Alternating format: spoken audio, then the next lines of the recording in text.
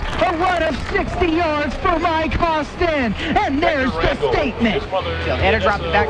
Fade to Ortiz in the left corner. Ortiz has got it. Touchdown, Bulldogs. Martinez in the backfield behind Enna. Two wide receivers out to the right side. It'll be Martinez again. Cuts out to the outside. Jumps over a tackler. Now he's going to push forward across the 35. He cuts out to the right side to the 40. He's across midfield. Down the far sideline he goes. 30, 20. Nobody's going to catch Stevie Martinez into the end zone. Touchdown, Bulldogs. First and 10. Rude straight drop. Looking to throw. Time to throw over the middle. Burns has it into the end zone. Touchdown, Bulldogs. Joey Burns ran right by the defense, and it's a 33-yard score. Trying to put their mark on the board first. Bobby Adams has 6 touchdowns on the season. He's the deep man, 7 yards behind Alex Campbell. First down and goal. Adams straight up the gut, cuts to his right, spins around into the end zone. Touchdown, Bulldogs. 3 wide right side for Greg. He's got one man alone up top to the left. Dropping back, looking to throw right side towards the sideline. High ball. It's going to be picked off. And coming to the near side, Contreras. He's across midfield. He's at the 45. Blockers in front of him. He turns on the Jets. 20, 15, 10, 5. Touchdown, Bulldogs. The return goes for 54 yards. Anthony Horn. His parents, Tony and Jackie Horn. Good evening and welcome once again to the highest occupiable building in Hermiston proper. It is Kennison Field at Bulldog Stadium. I'm Eric Olson. He's Sonny Levy. Bulldog football, senior night, homecoming night, pomp and circumstance abound. And Hood River Valley is in town for the second of 3 Columbia River Conference contests in the 2013 campaign. Bulldogs looking to get right. They've lost their last 2 out. Southridge last week here, 38-31 the final score in that one. The previous week at Springfield, a tight one for 3 quarters. The Millers pull away in the 4th.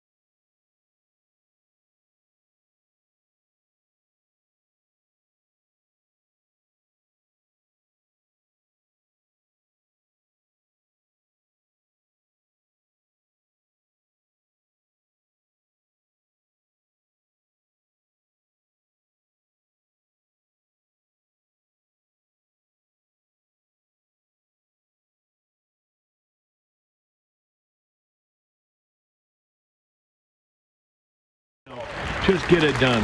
You know, having fun is the whole thing about playing football, especially in front of your home crowd, and for your homecoming senior night. But what really tops it off is, like you said, getting that big win, putting it out there, and maybe shortening these game up so they can go enjoy it a little bit more.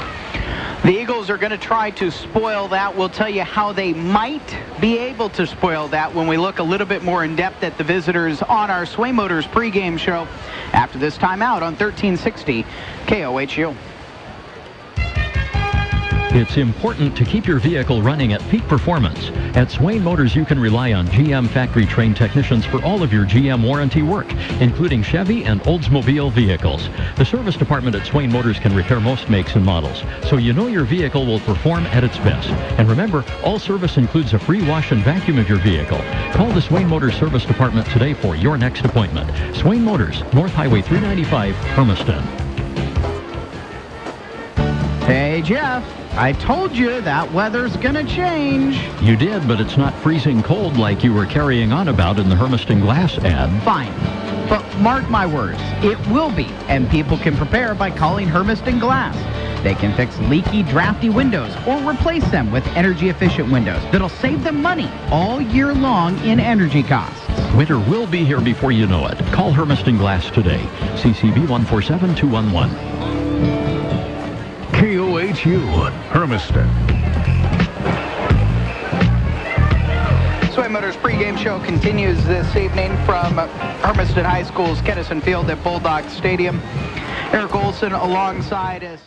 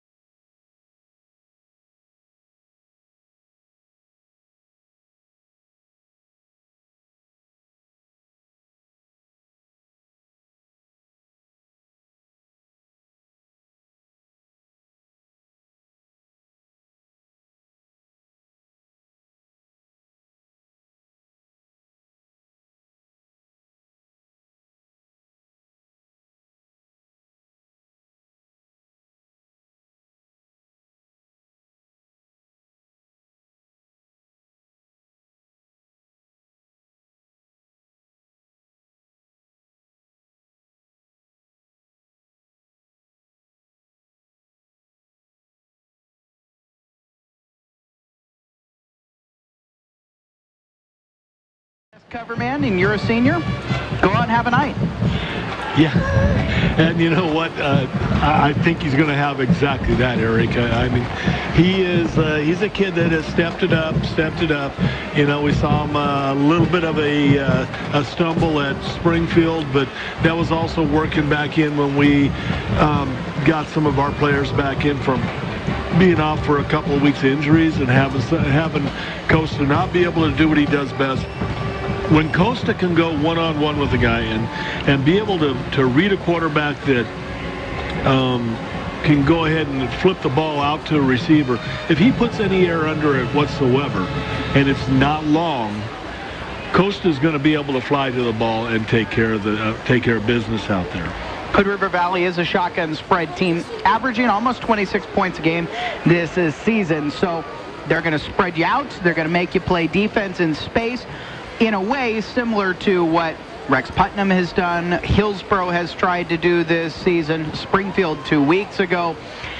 Southridge, to a lesser extent, they might show some of those formations, but they're really a run-heavy team. Like Sherwood is obviously a run-only team. But some of those other teams, those are the types of teams Hermiston has actually had more success with against defensively. It hasn't been perfect. Obviously, the DBs have had problems as well with the big plays, so it's limiting big plays, whomever the target is. Yeah, it is, and you know, this type of team here is really all about pressure on the quarterback, making him maybe turn the opposite way that he's normally. You know, he's a left-hander, so you know, he's more than likely going to love to go and roll to his left so he can get the ball.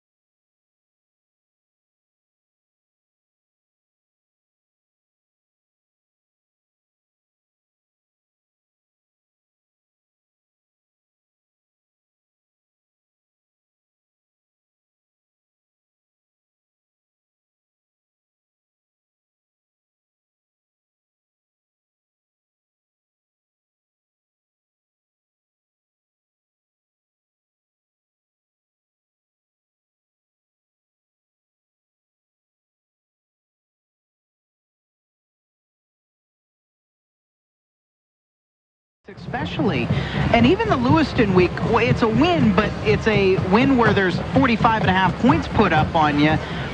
The confidence on the defensive side is just not very good right now. No, and like you said, it's a matter of trying to find that combination that is really going to work to where shut down defense, and just absolutely go out and light somebody up defensively. We've seen our team light somebody up offensively, but other than the one game where Ramon had the 4 interceptions, against the Dowels? Was it the Dowels shutout? Then we have not seen our defense really light anybody up like they're capable of doing, and like I think David Fahatete would really like to see. So the changes this week, back to the 3-4, and it's a rotating cast of characters on the line, but the linebackers, you're going to kind of see everybody there who is battling for position all at once this week. On the outsides, Jesse Rodelo and Hayden Simon. On the insides, Jacob Harmon and Michael Potts. How about this night for Simon last week? Yes, there were lots of opportunities because Southridge ran so many plays. 14 tackles. He was in on 11 tackles where he assisted. He also had 3 solos. He's up to 37 this season. He is actually the second leading tackler in the linebacking core, not an every game starter. In fact, there are some games where he hadn't played very much earlier in the season. Jesse Rodelo is the team's leading tackler. He'll be on the other outside spot with 44. The linebackers are going to be called on to put more pressure on the quarterback because Hood River Valley does not really run the ball a ton. They're about 2/3 to 1/3 pass to run, so the linebacking core could have a very good night. Yeah, and that's what we need to look for them to do. We need to look for them to go ahead and see this opportunity, seize it, that you were talking earlier about that defensive line maybe trying some new things, maybe stunting on the line of scrimmage, slanting a little bit. Well, I tell you what, there's nothing better than a defensive line that can slant effectively, that'll open up a gap for a linebacker to shoot through it and have an opening right at a quarterback. So conceptually, kind of explain that. If they are going to use Wilson at the nose tackle, Damian Anto and Colby and Sam at the end, when they're talking about slanting, what are they trying to do? Normally when you're slanting one side or the other, you're trying to go ahead and take away, number one, the opportunity of the quarterback getting out to a strong side as well as the running back. What that opens up is off that back side. Your offensive line is not, well, Hermiston plays a zone.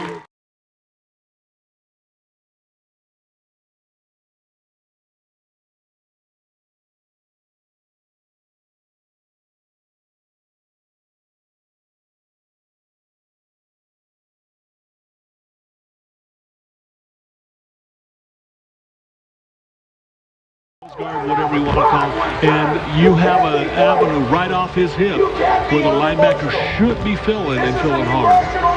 Well, and the one thing Mark Hodges and David Faitete both talked about this week when it comes to that is not a simple concept. It's going to take a little while to institute, and so they're hoping that it goes in quickly, and they're going to see if it works.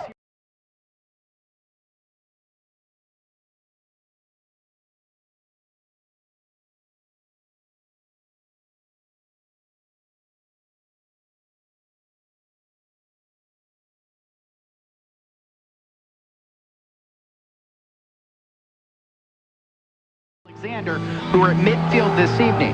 The coin toss has gone in the air. We still wait for the indication here this evening. Hermiston off to our left down at the west end zone, jumping up and down at a big pile around David Faitete, their emotional leader on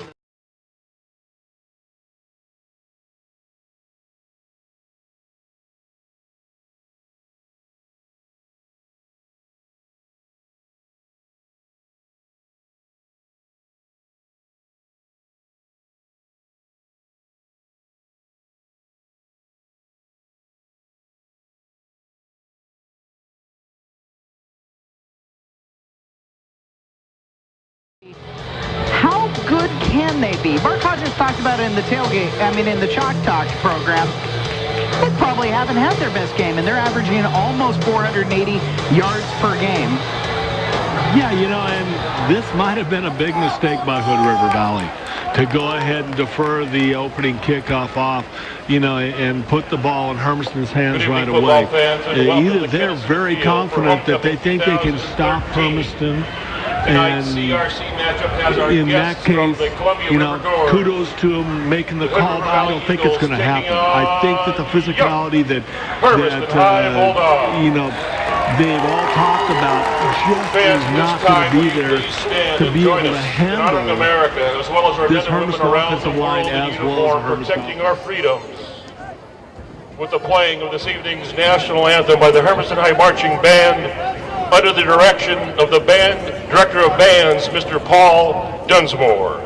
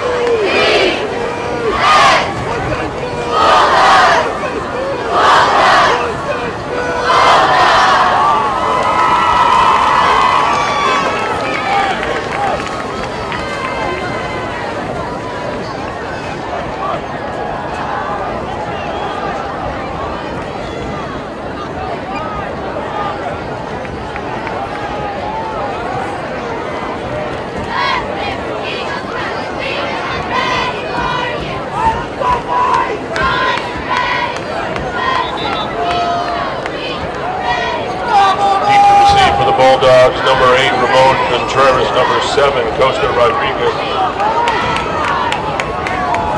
Set to kick for the Eagles, Sebastian Bajares Flores.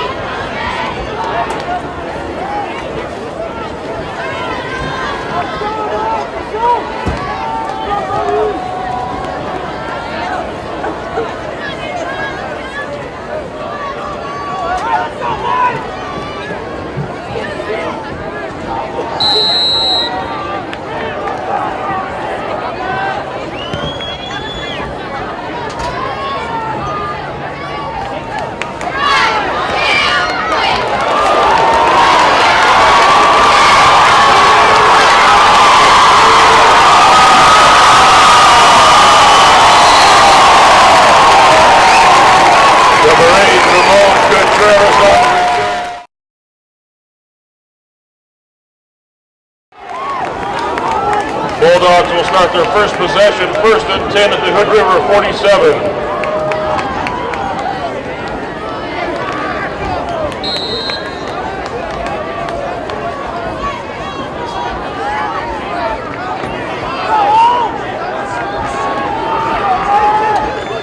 Under center for the Bulldogs, junior number 17, Chase Knutz.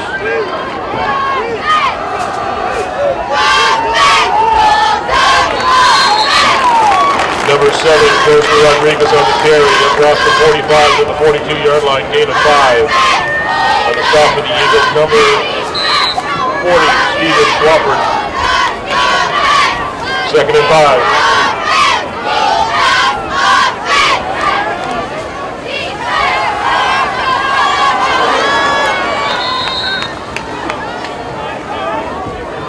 Pass from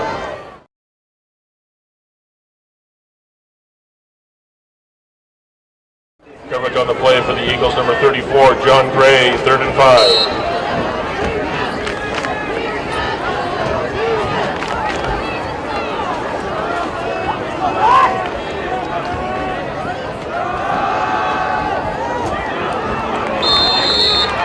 Number 7, Costa Rodriguez on the carry, tackle for no gain. On the stop for the Eagles, number 17.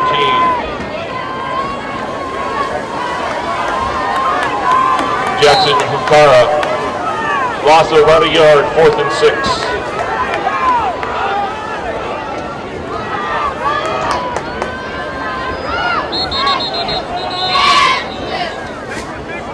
Timeout Eagles.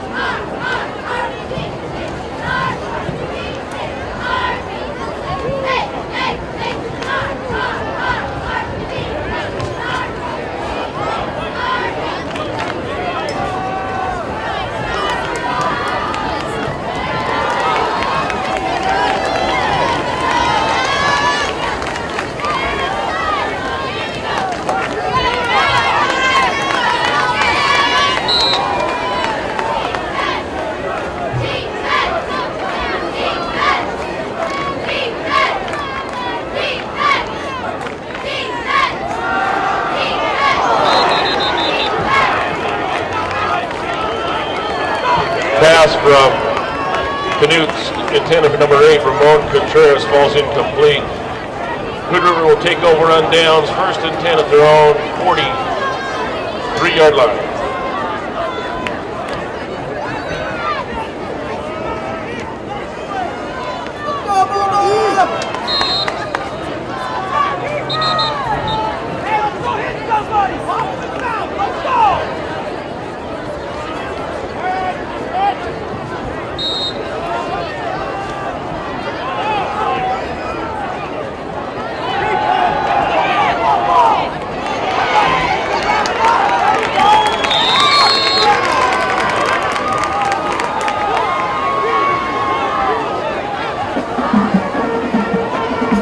Pass from Van Hoos complete to number 21, Patrick Crompton, out to the 49-yard line.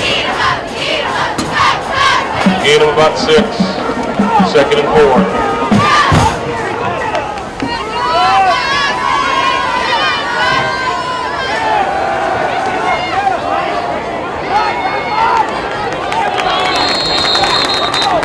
Pass from Van Hoos complete to number 32, Wyatt Weber, taken down on the play by number 45, Hayden Simon. Penalty marker on the play.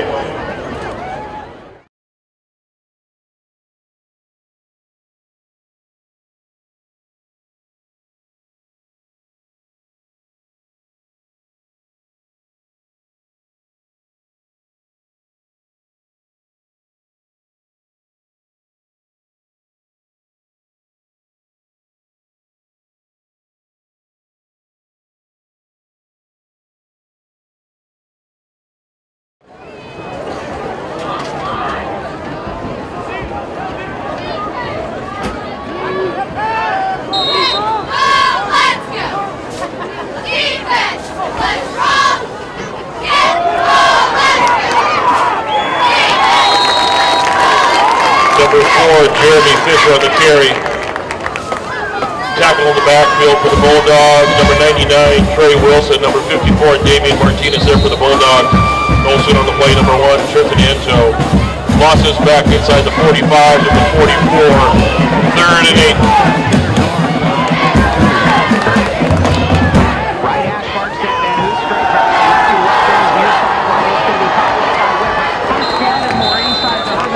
pass from Van Hoos complete to number 32, Wyatt Weber. Across midfield, good for the first and 10. Coverage on the play for the Bulldogs. Number 7, Costa Rodriguez. Also in on the play, number 45, Hayden Simon. First and 10 Eagles.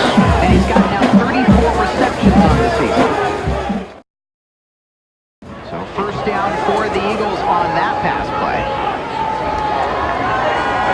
Van Hoos looking to throw, time in the pocket, over the middle, deep down. Down the right hash mark, and Curtis will pull him down at the 14-yard line. It's a big gain on that first down play. Give them a total of 27. The pass from Van Hoos complete to number 7, Alex Jimenez. Coverage on the play for the Bulldogs, number 8, Ramon Contreras. First and 10 Eagles. A little more than 9 minutes left in the first quarter. Scoreless, but Woodward of the Valley in the red zone. It's going to be a Fisher handoff to Jeremy Fisher's into the end zone. On the scoreboard, and look at them bedlam on the far sideline. They are going nuts. They have not had a ton of good things happen here in this 1-6 season, but the Eagles come out firing, and they throw the first punch and land it right on Hermiston's chin. You know, this might be a time, unfortunately you don't want to see it either, is a Hermiston defensive timeout, Eric. I mean, you know, we're getting our, you know, what's handed to us out there right now. Martin Lanthaler's extra point is through. It was good, 9:03 remaining in the first period. Eagles 7, Bulldogs 0. Nothing. So Jeremy Fisher on the first run play to a running.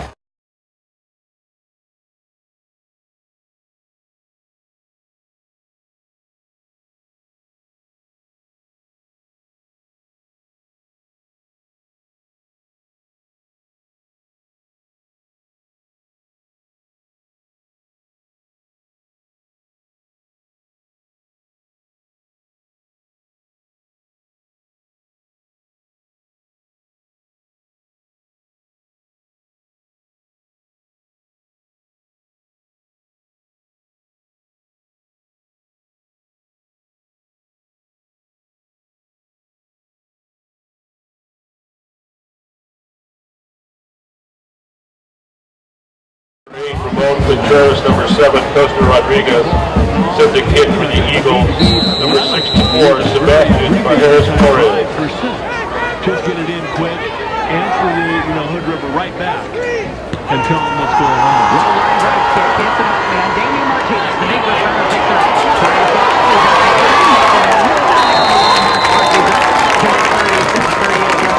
Number 54, Damian Martinez on the return for the Bulldogs out across the 35 to 37-yard line. First and 10 Bulldogs. You gotta love it, though. You know, you watch the kid. I tell you what, he is all heart, and when he hits you, and it hurts.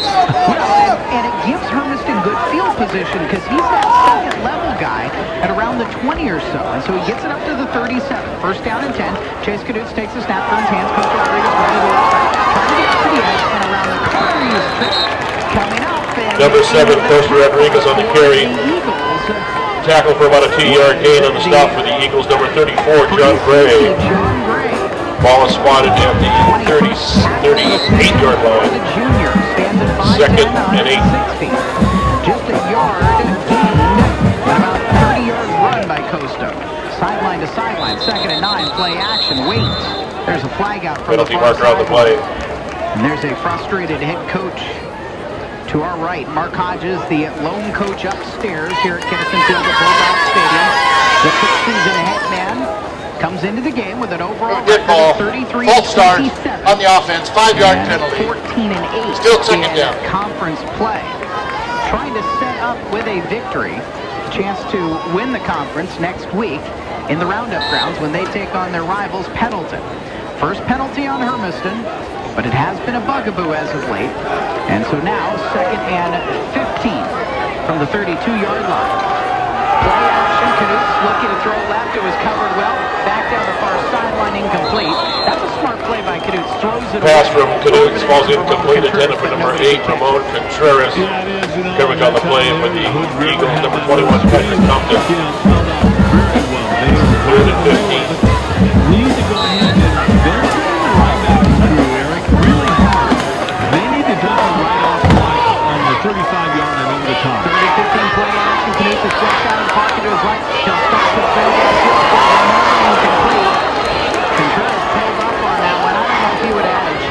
pass from Canucks falls incomplete. Intended for number 8, Ramon Contreras, covering on the play for the Eagles. Number 7, Alex. Back in a punt formation. Hermiston will Jimenez. kick the ball away. Down 7-0 with 8:08 on the clock in the first quarter. And early on, it is Hood River controlling the tempo of this ball game. Wyatt Weber drops back to receive the punt at his 30. Ramon Contreras will boot it away. It's a high floating kick to the near sideline, bounces and rolls inside the 30, inside the 25, and that's where it will be touched up by Michael Kick Haas from at the Contreras is down inside. First and 10 Eagles.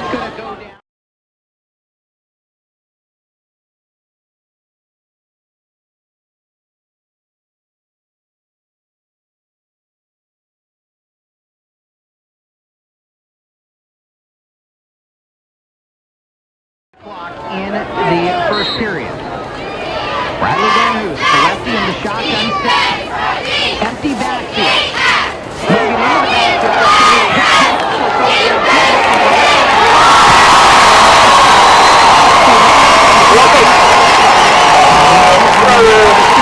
Bulldogs take possession at 48-yard line.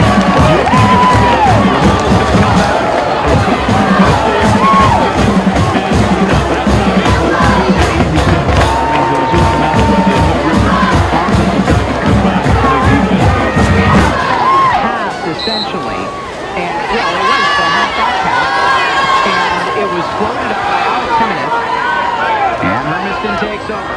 Out to Ramon on the right side, he'll come back into the middle, gets away from one tackle, spins out to the far sideline, gets tripped up just before midfield. Contreras on the reception from Canucks. Taken down after a 2-yard gain on the play for the Eagles, number 34, John Gray. Ball is spotted just shy of the midfield, strike 2nd and 8. Hood River defender maybe catching him with it on the corner of the mat, but now called out there on that far side. Midfield strike, 2nd and 8, handoff to Costa in the backfield, he's tripped. Good pressure. Costa Rodriguez on the carry across the midfield, strike to the 48-yard line of the Eagles. On the stop for the Eagles, number 21, Patrick Crompton. Ball spot on the 49, 3rd and 7. Non-traditional. 2 to the left, 1 to the right, 3rd down and 7. Hermiston looking for their first down. Pressure on Canucks, he gets hit as he throws.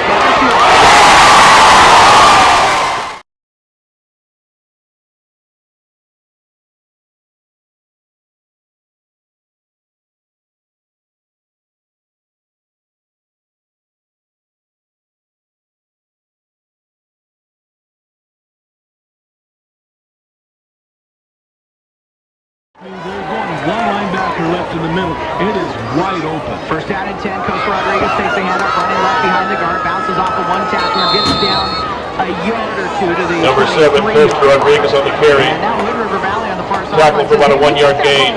We took that ball away, and the official Stop for the Eagles, number 73, Garrett Kelly. Gain of 1, 2nd and 9. 6 minutes left in the first quarter. The Bulldogs trailing 7-0. Ramon Contreras will be wide to the right side. No Engelbrecht to the left. Canucks in the pistol, takes a snap, looking to throw. Looks out to the flat, back to the left over the middle. Deep kick, Contreras in the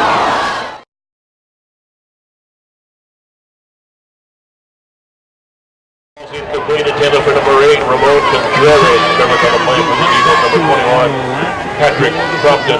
Earlier, 3rd and 9. He had the step, and when he double pumped out there the second time, it allowed him to go ahead and close the gap in there and get the hand up. 3rd down and 9. Left hash mark set for the Dogs. From the 23-yard line. Nose of the ball just at the 23. Contreras and Carson Mortar will be wide to the right. Mortar in the slot. And Engelbrecht to the left. 2 in the backfield. Canucks to throw. He's got tons of time.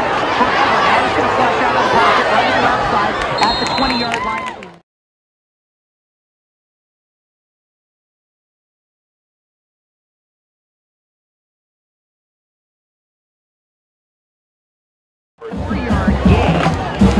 Gain of 5. And 5. 4th and 4. Hermiston's going to go for a field goal. That was coverage there for Hood River Valley that forced Knuts out of the pocket. So Luis Medina, left hash mark, a 37-yard field goal. The snap is low, but it's set by McCamey and pounded through by Medina. Nicely board. Yeah, nice job. They at least came through and got some points on it, Eric. Maybe it'll loosen them up a little bit. Right now, it is Hood River Valley 7, Hermiston 3, 5:56 on the clock in the first period of play. And the offense is just not really clicking. I mean, you take away that beautiful diving catch by Cole Smith, just really hasn't been able to get anything going.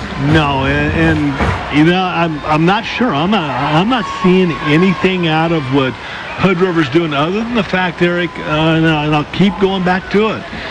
If Chase will just look over the top, over the middle, it is wide open. They have one middle linebacker there, and they have their strong safety and free safety flowing with our wide receivers. It is wide open. That one linebacker is not going to be able to cover the tight end coming across. For Medina, that was his longest field goal of the season at 37 yards. He's hit 6 field goals in 9 tries this year. A couple of them from that 32, 33-yard distance, but now 37 yards tonight. And now Medina to kick it away. Right on the 40, pounds one hard, and take it at the 5-yard line. Right hash mark set up at the 15-20, edging to his right at the 25, where a hard hit is laid. Hayden Simon in there, along with Jesse Rodelo and Landon Gamble on the return by Alonzo Munoz Marquez. So 1st and 10 at the 25 for Hood River Valley. Defense got the interception last time out on the halfback pass play by Alex Jimenez.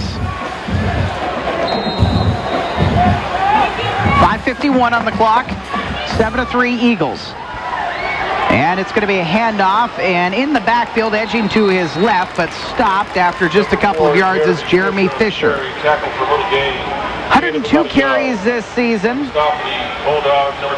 and a total of 524 yards with 7 touchdowns, including 1 tonight. Alexander in on the stop, 2nd and 9. Van Hoos with just Fisher behind him. Straight drop, looking to throw, sets up the screen, drops it off. Fisher coming to the right side. He's at the 30 and undercut there. Tyler McCabe comes up and makes the tackle, the junior rover. Although it's good for 5, and a 3rd down and about 3.5 coming up.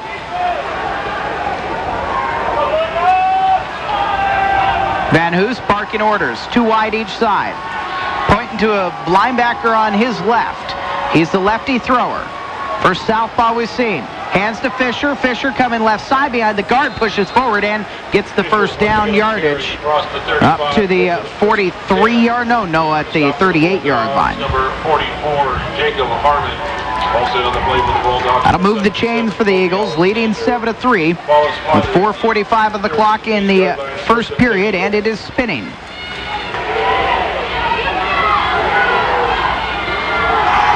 Backs to each side of Van Hoos on this play.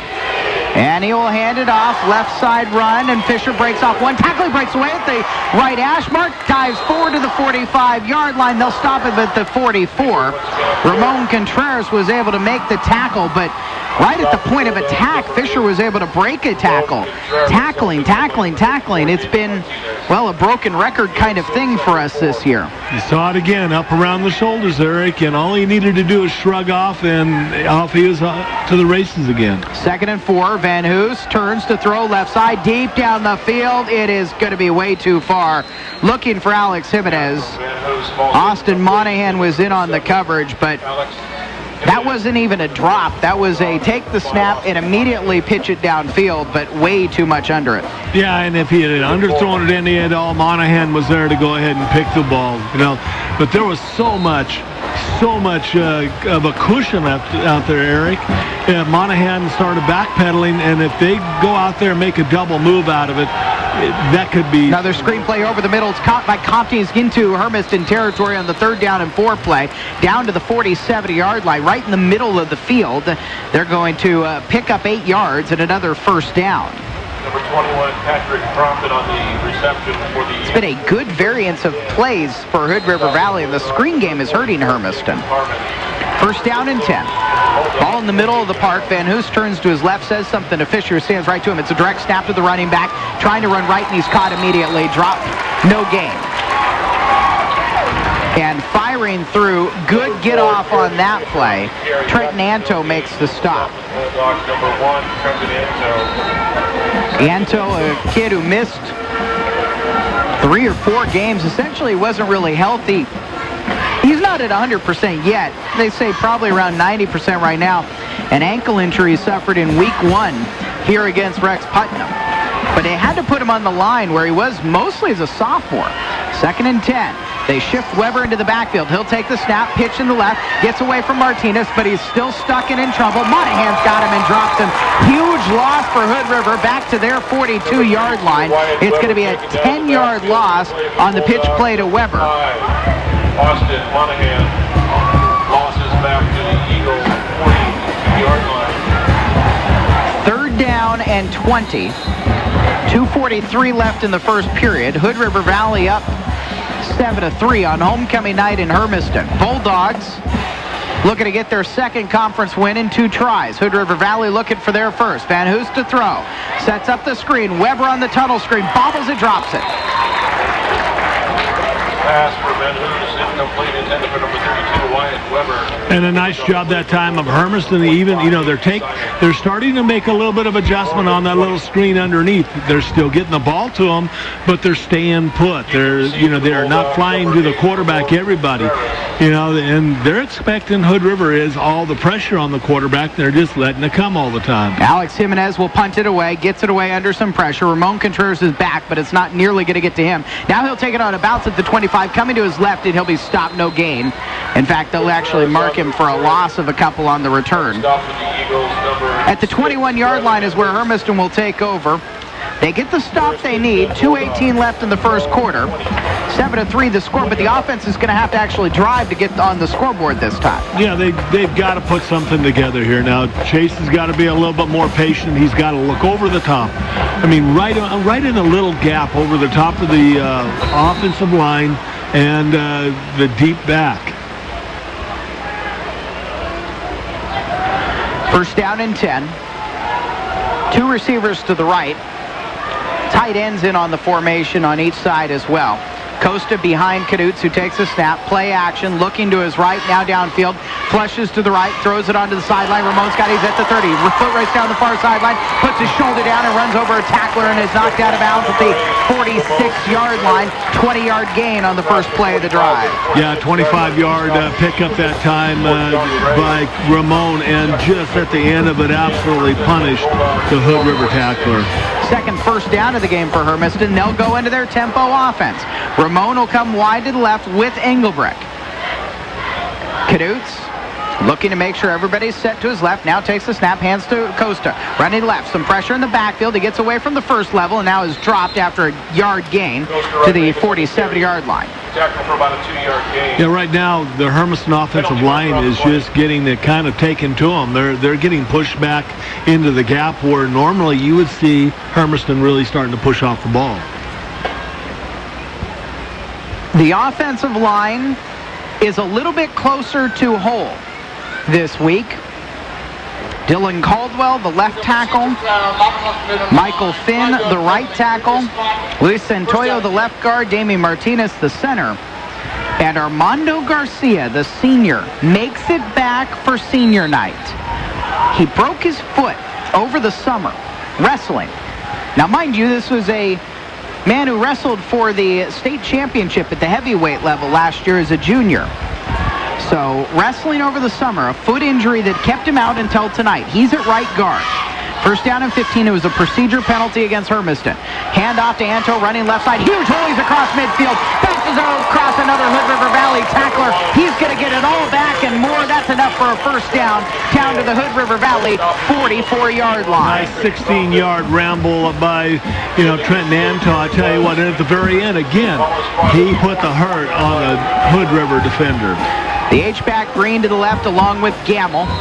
The tight end on this play, 2 to the right for Cadutes. Anto behind him. First down snap. It's going to be Anto up the middle, and he's going to be hit right at the line of scrimmage. The point of the attack was the inside linebacker, Steven Swafford, the junior, who stands at 5'6", 185, makes the stop. It's going to be a loss of 1. Anto, a year ago, the leading rusher on this team, over 1,200 yards and 16 touchdowns. In fact, the leading guy into the end zone, he had 18 total touchdowns. Second and 11, Anto takes another handoff, running right side. He's got a hold this time. He stutter steps at the 40, down to the 35, and at the right hash mark, he's tripped up to the 34-yard line. This is going to be very close to a first down run. Yeah, they're going to mark it just short of an 11-yard run that time, Eric. Nice recovery. North and south is the way that they have to go with Trenton right now to go ahead and keep him in this football game. Cole Smith, the tight end, in to the right. The H-back Green is left and off of the line. 2 wide left side. Cadutes takes a snap. Turns, play action, time to throw. Now he's going to be flushed out of the pocket, running right side. He'll have the first down. Flag out as he runs out of bounds around the 31-yard line. It's a 4-yard game, but we'll check on the penalty marker. And it's holding on Hermiston, so erase that first down run. There are 47 seconds left in the first quarter.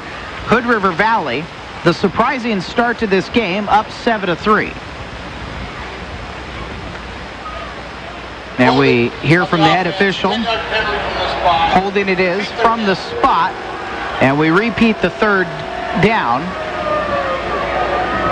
It'll move the ball back to the 43-yard line. Tip of the ball is going to be on the 43 when Damian Martinez, the center, who is a senior and an all-league first-teamer at that position last year, gets his hand on. In fact, he's a all-league offensive lineman 2 years in a row, and will be 3. He was a guard as a sophomore and a starter. Third down and 10. Throw to the left sideline, incomplete. Cadutes offline looking for Ramon. Fourth down and call it 9.5, 10 essentially. And Hermiston's going to go for it.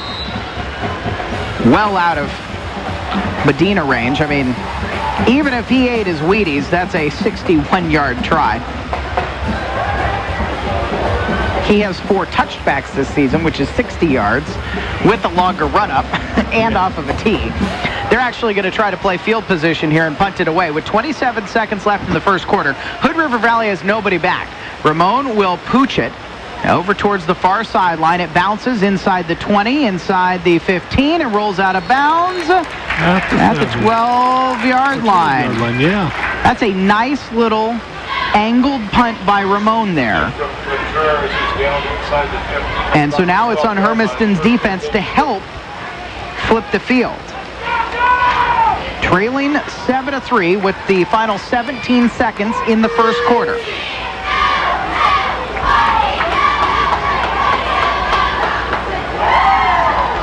Riley Van Oos with the back, Fisher to his right. 3 wide right side, looking to throw left. He'll throw it towards the sideline. Caught by Jimenez, just out of bounds at the 19-yard line.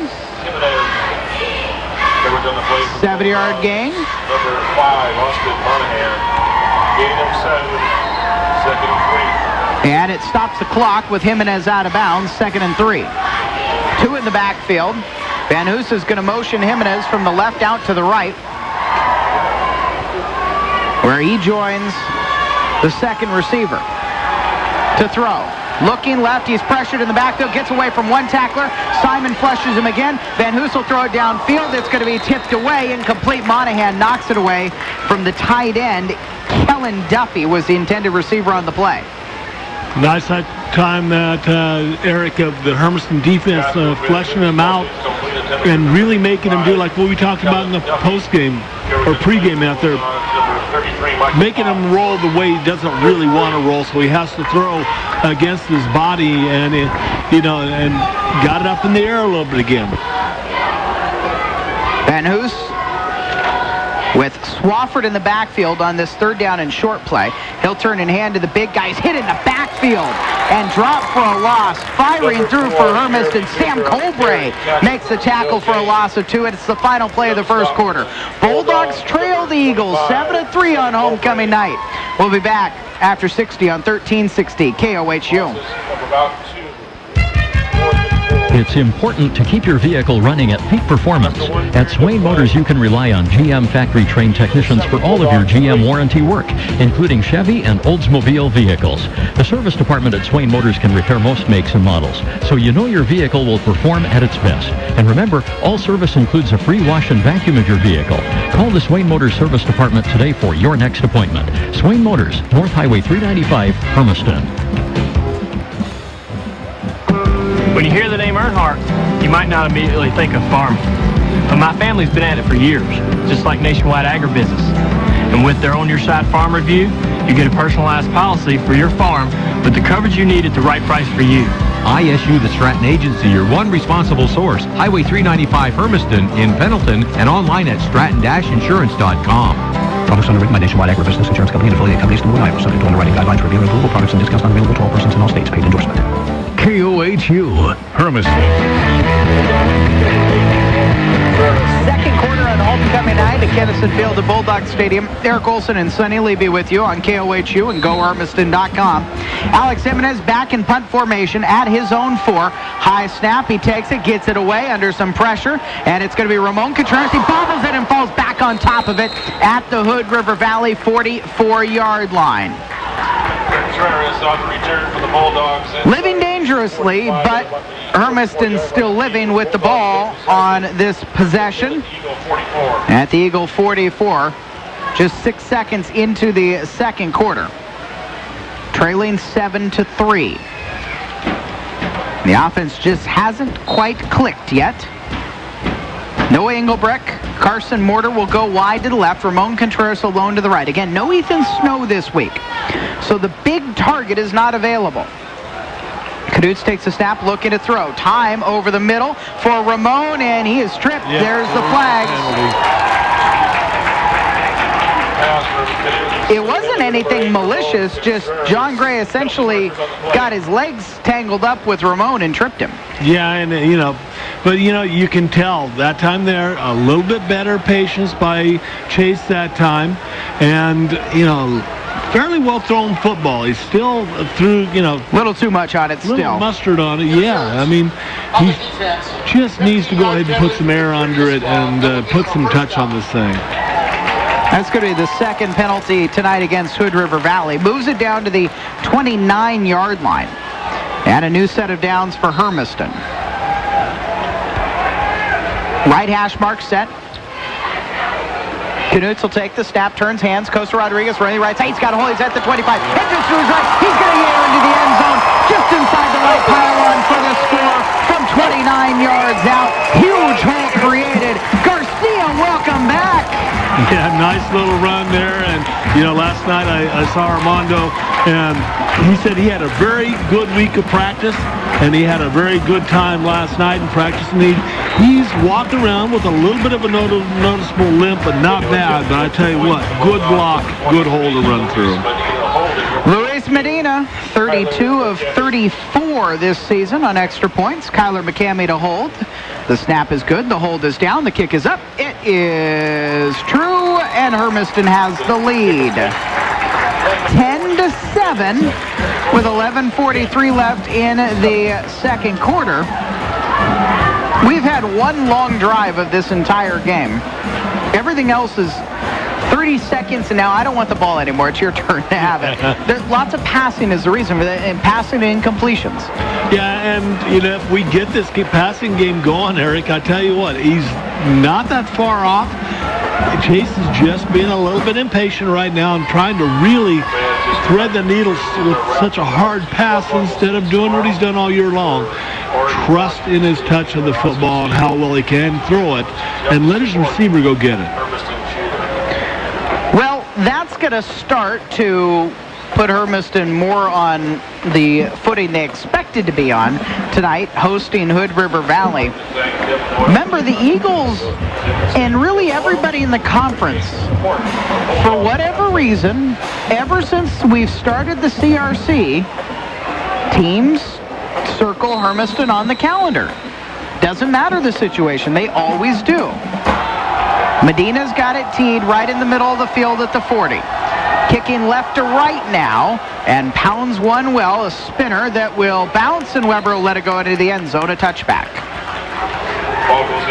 That time, a very nice job of getting the foot into it, getting it high, and, the Hood River receiver could have come up and picked the ball up and, tried to make a play with it, but probably a smart decision. That would have probably got him tackled down inside the 10-yard line. Looked like Jimenez and Weber miscommunicated who was going to take that one.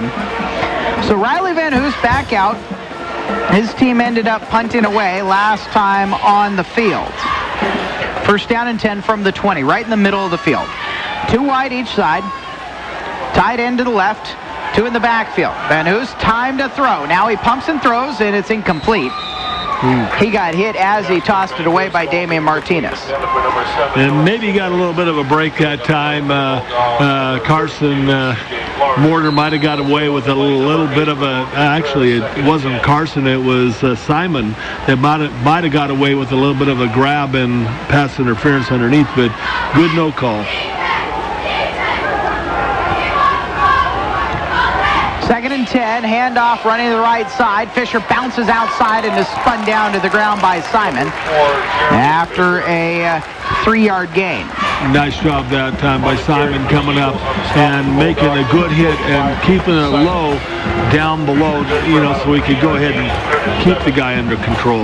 3rd and 7 for Hood River Valley. 2 receivers to the left. The junior quarterback for Hood River turns and hands. And again, running to the left side, flag out as Fisher is brought down. Penalty marker on the play. At the 24-yard line, a 1-yard gain. And it looked like holding in the middle. Harmon got his hands on Fisher with Alexander to make the stop. Hermiston can decline this if they want and make it a 4th down and 5. Well, 4th down and 6, actually. Or they can push him back 10 yards. Holding on the offense. That penalty is declined. They will decline the penalty. 4th down and 6, and Alex Jimenez will drop back to punt again. His own 10-yard line where he stands here. Ramon is back at his 45. He should probably step up to the 50. Jimenez will turn and angle it away from Ramon over to the far sideline. Ramon Fair catches it, drops it, picks it back up at the 40-yard line. That's where Hermiston will take over. Living dangerously tonight with punt return. Micah Mercer has a short temper. He will give out pink slips even to his #1 punt returner. Well, we've been lucky so far, that both times the ball's been fumbled at back there, that it's bounced right back up into the hands of Contreras. First down and 10 for the Dogs at the 40-yard line. Left hash mark set. Gamble's going to be the tight end to the left, Green the H-back right. 2 receivers to the right side. Costa standing to the left of Caduce to throw. Straight drop, tons of time.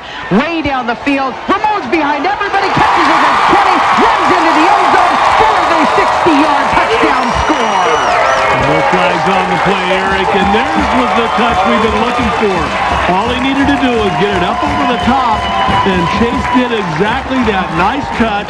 And put it right in the hands of Ramon and let him run underneath it. And, boy, I tell you what, that kid can run. And the protection, Sonny. Yeah, I mean, he had forever to throw the ball. Medina's kick is up. It's good. Hermiston's lead is 17-7. 10:42 on the clock in the second quarter.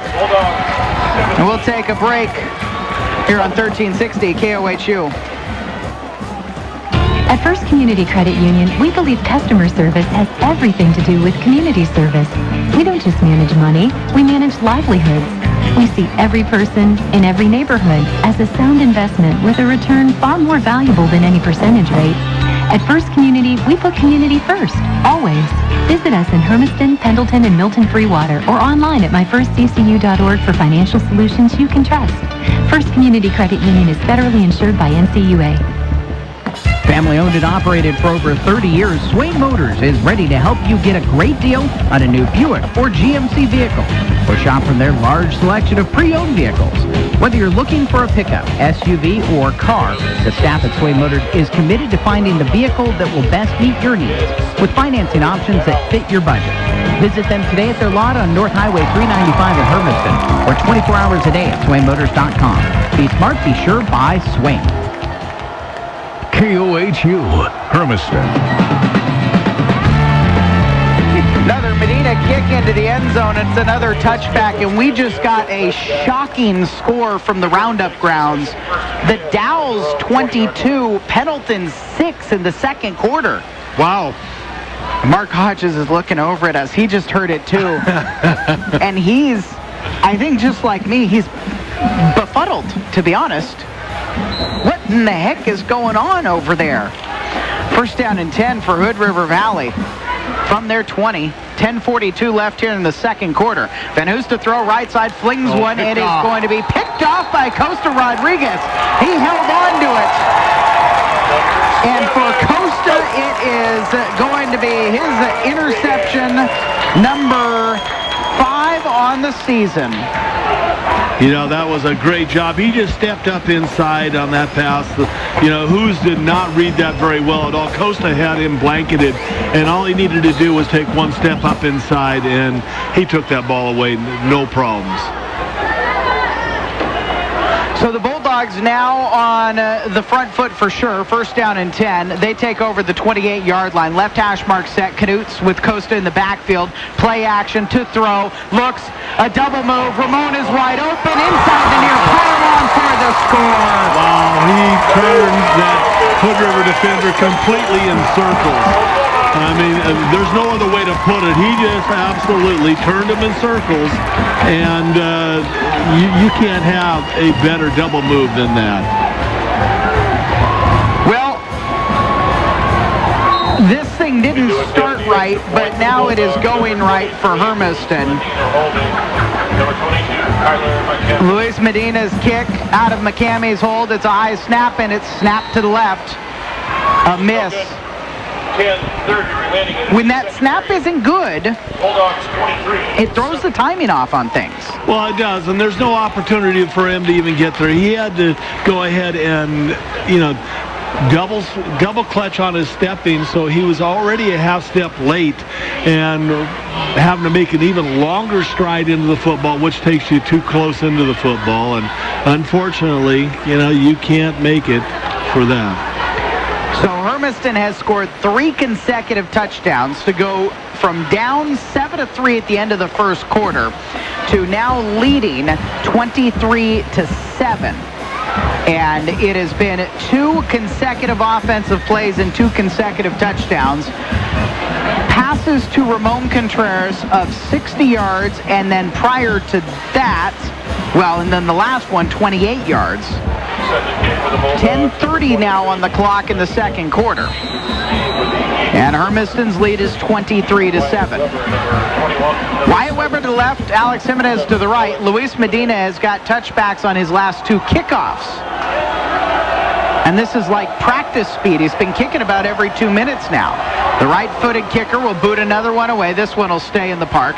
Jimenez takes it at the 5, right in the middle of the field. Up the middle at the 10-15. Stutter steps and starts again. He breaks away at the 25-30. Out to the far sideline, 40. It is in a foot race. He's at midfield. Down the far sideline he goes. Alex Jimenez is going to go all the way. A 95-yard touchdown return on the kickoff.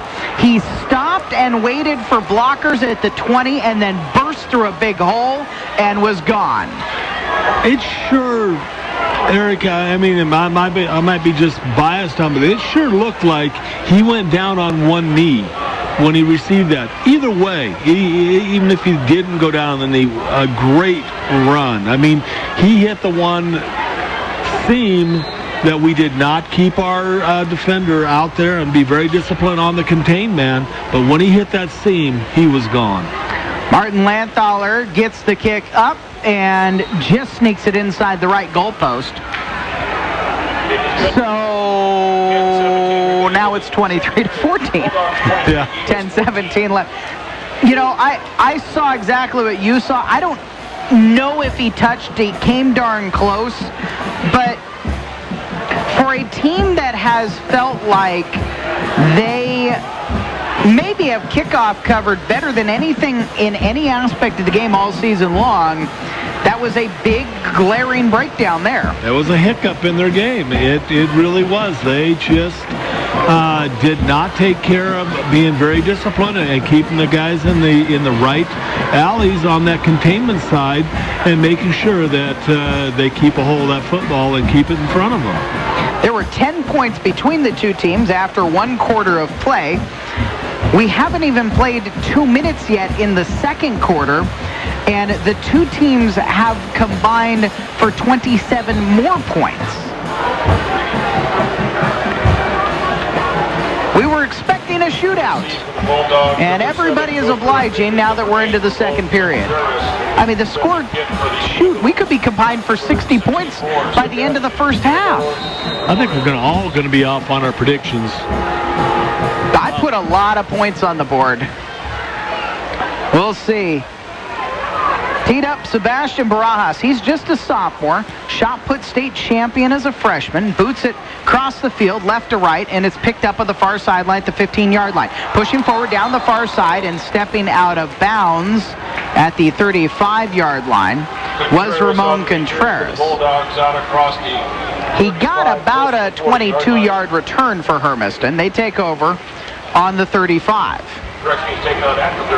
Well, now let's go ahead and put just a regular good drive. I mean, see if we can put a long drive on this Hood River team instead of scoring really quickly. It would be nice to see them score real quick, but I'd like us to shorten the game just a little bit. Yeah, they scored on the last 2 offensive plays. Big pass plays to Ramon Contreras. Cadutes to throw again. Ramon again catches it near sidelines at the 40. Comes back to his left and is tackled at the 45-yard line. About a 10-yard gain.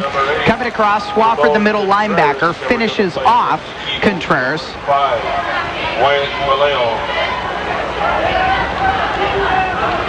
And it was not quite enough for the first down. Second down and inches.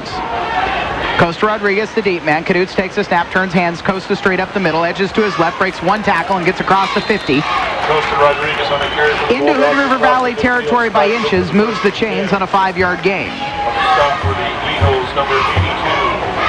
That was Costa's 7th rush for 42 yards and a touchdown, Eric. He's looking really good out there coming, especially up the middle. First down and 10. Antowin stands to the left of Cadutes to throw near sideline. Stop and catch by Engelbrecht. He's brought down at the 41-yard line. Excuse me, it was Mortar who made the catch. Mortar was wide on the right side where Ramon usually is. Engelbrecht's wide to the left. My mistake on that. Mortar makes the catch, 8-yard gain.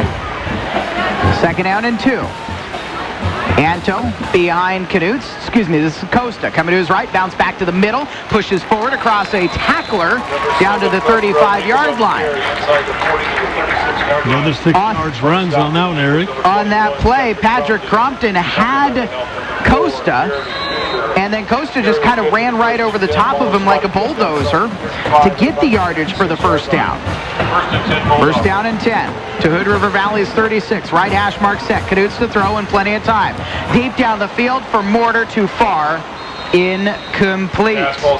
Boy, and he had Engelbrecht wide open on the far side of the field that time, Eric, and just did the double move down here to Mortar, but Engelbrecht just beat his guy out, flat out on the opposite side.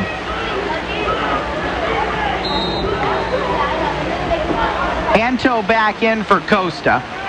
Green will be lined up to the left. Cole Smith is in the slot left.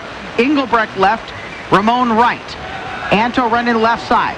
Gets past one tackler, fights forward through arm tackles up to the 31-yard line. 5-yard gain for Trenton. Across the 35, close to the 31-yard line. Well, this drive's Eagles number 40. almost taking 2 minutes off the clock. 8:35 left in the second quarter. The clock is spinning. 23-14, Hermiston's lead. 3rd down and 5. Ball in the middle of the park. Knutz looks to his left, looks to his right. He's got Ramon that way. Engelbrecht the other way. Pitches forward on a shovel pass to Green. Green turns upfield at the 20, the 15, the 10, the 5. Reaches for the pylon. He'll be shoved out at the 2-yard line. John Gray makes the saving tackle. It was a low snap. Knutz picked it up off of the turf and just underhand pitched it to Green, who was off to the races. Yeah, nice little shovel pass that time there, and well, I tell you what, maybe that's what we need, a little trickery. That's as close to trickery as we're going to get from Mark Hodges' offense. Power offense is in right now. The H-back is going to be... The ball is dropped. It's still loose. Anto dives in there. It was in between the legs of Damien, and Hermiston somehow held on to it, I think. Yeah, Damien came up to the football. Everybody's standing around the ball right now like...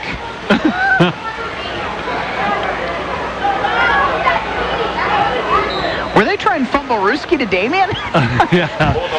No, I don't think so either. I think Chase just kind of left that one up. Yeah, he forgot the ball when he came out from under center. 2nd down and goal from the 2. And Knutz rolls back, comes right. He's trying to get to the sideline, and it's ushered out of bounds at the 5. He's going to lose a couple, actually. Jimenez was there. They tried that play twice in a row. That time we saw what was intended. It was to fake the dive, and then Chase was supposed to roll out and boot, and Chase was able to do that, but then realized there was a tackler there, and Chase has, I believe, been instructed to try to avoid those things. 3rd down and goal from the 4. Trenton Anto will take a run to the right side. Puts his shoulder down, reaches for the end zone, is into the... That was a hard-fought 4 yards for Trenton Anto. That looked like vintage Trenton Anto from last year. That was power running. Yeah, it was power running. That was good. And you saw how he wrapped up the football from the very beginning. He just put it on there, put his shoulder down, took the first one, bounced up, and then kept the legs going and just powered into the end zone. 7:49 left in the second quarter. Hermiston will go for 2. And play action. Knutz to throw. He had a man wide open. He's coming to his right and has another man wide open. Green catches the 2-point conversion. Engelbrecht couldn't have been more wide open to left, and Chase was looking at him but didn't trigger it. Rolled back to his right, found Green. 2-point conversion makes it 31-14. But that is indicative of tonight. He just hasn't seemed completely comfortable. Questioning, I think, what he sees almost. And, 2 weeks ago, Mark Hodges said that game in Springfield was probably the best of his career. And this last week and now this week, it's just a little bit tentative is what it is. Yeah, I mean, and he's had people so far open. I think he's just surprised that they're that wide open. I mean, he's had Green wide open over the top. He's had Engelbrecht wide open over the top. Any one of which these guys could have scored. We just haven't seen Damon go out for a pass yet. But I tell you, it's anybody that we want to, and I was talking about that early in the game, Eric, the middle of the Hood River defense, when their linebackers are leaving, their safeties are falling because of what Ramon is doing now and what Green is doing is so wide open. If they want to, they can dump the pass over the top into that little gap, and you got a long way to run. 7:49 left in the first half. 31-14, Hermiston's lead. Jimenez on the right hash mark. He's at the 10, 15. Coming to his left. This time he's going to be hit and drop. Micah Mercer, the special teams coordinator, got the message across. Michael Gosler, who's missed last week with illness, we didn't think was going to be available this week, was in on that tackle. They make the stop at the 16. Well, now, we need to go ahead and put another stop defensive on them and try and really put some pressure on Hood River to start going ahead and making some mistakes out here. Riley Van Oos with a back to his right and to his left. Too wide left side, the short side of the field. He's going to give and will be hit himself by Anto on that read option play, running to the left side. And just not a ton of room for Jeremy Fisher. Gets maybe a yard on the play.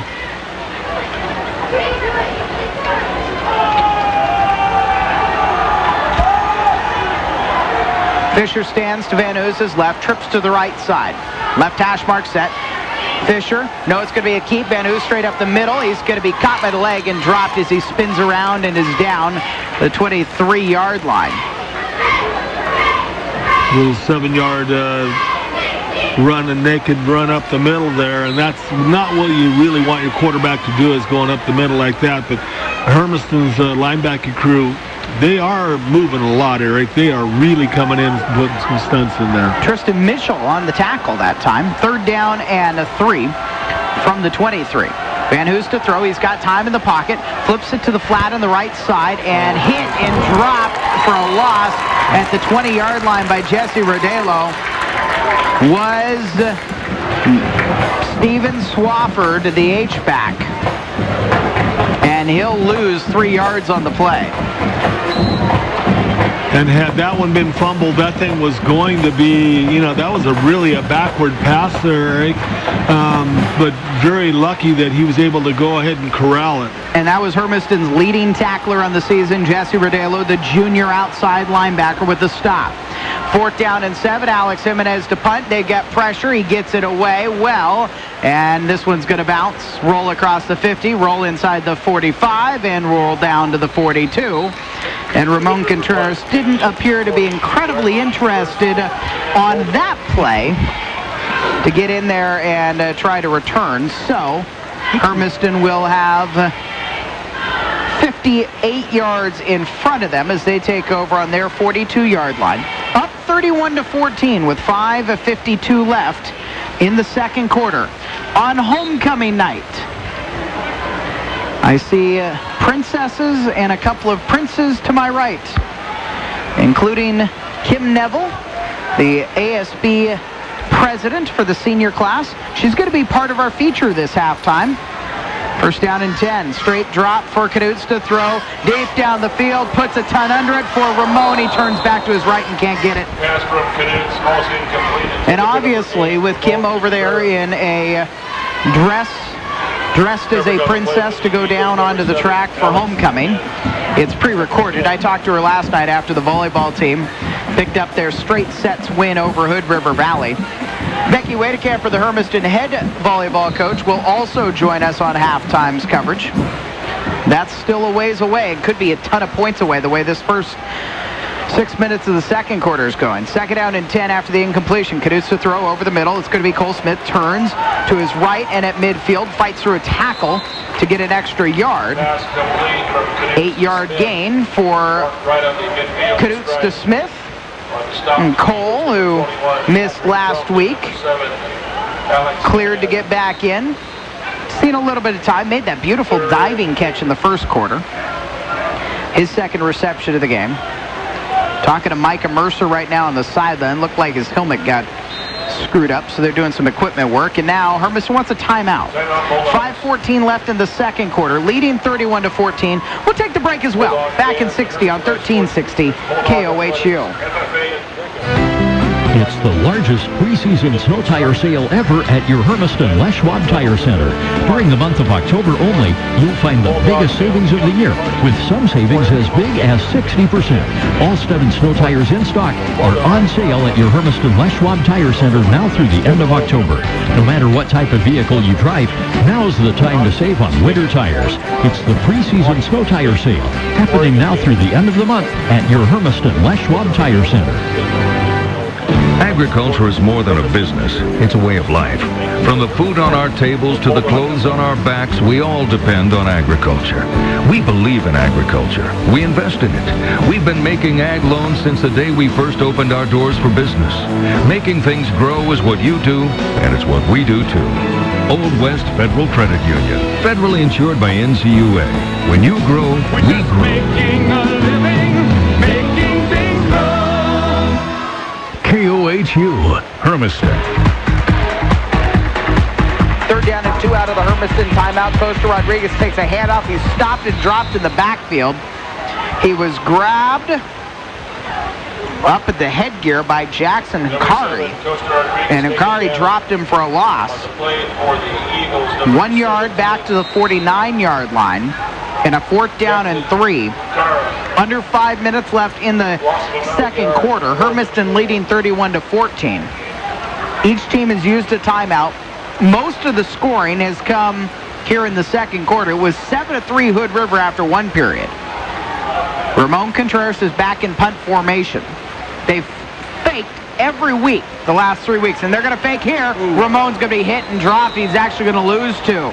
Thought he had a hole, and the hole, if it was there, was filled by Zane Weber. Turnover on the failed fake punt. First and 10, Hood River at the Bulldog 47-yard line. Yeah, I don't know where he saw the hole at there, Eric, but I tell you what, if there was a little bit of a hole, it closed very fast and Well, now hard. he's seeing stars. Yeah, that was a First hit. down and 10 for Hood River. Van Hoos, left hash mark, turns, keeps it himself, running to the right side, and he will get just behind the right tackle, a yard or two, up to the 46-yard line. Yeah, give him about a yard gain that time there, and you know, it's I don't know where he was going on that one there. He would have, the dive was wide open had he went ahead and given it off, but that's dangerous play there. Second down and 8. Van Hoos with Fisher standing behind him, trips right, takes a snap. No, Hermiston's offside on a hard count. It was Damian Martinez on one side of the defense and Jesse Rodelo on the other side, both jumping off sides. It will be the 4th penalty against Hermiston in the first half of play. 25 total yards against them. So the encroachment penalty will move it to the 41-yard line. And now a second down and 4 for the Eagles. Trips formation to the right again. Jimenez alone to the left. Straight drop. Van Hoos under pressure, sets up the screen. It's high. Fisher has it.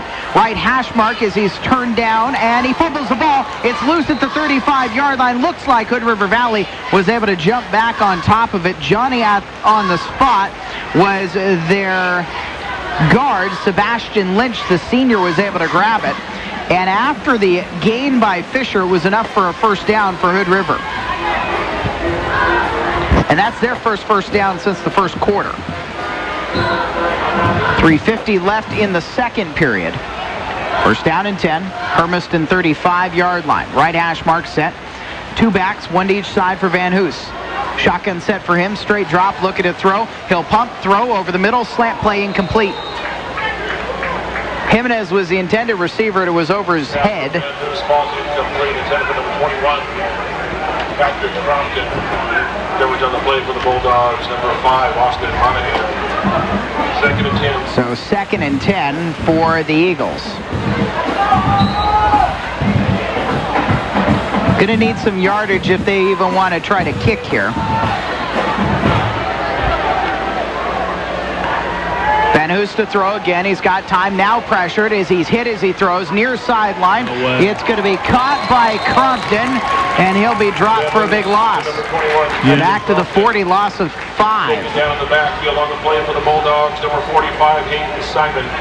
Simon in on the tackle on that one. Outside the 40, just shy of the. And Riley Van Hoos got a how are you doing on the play just for his troubles.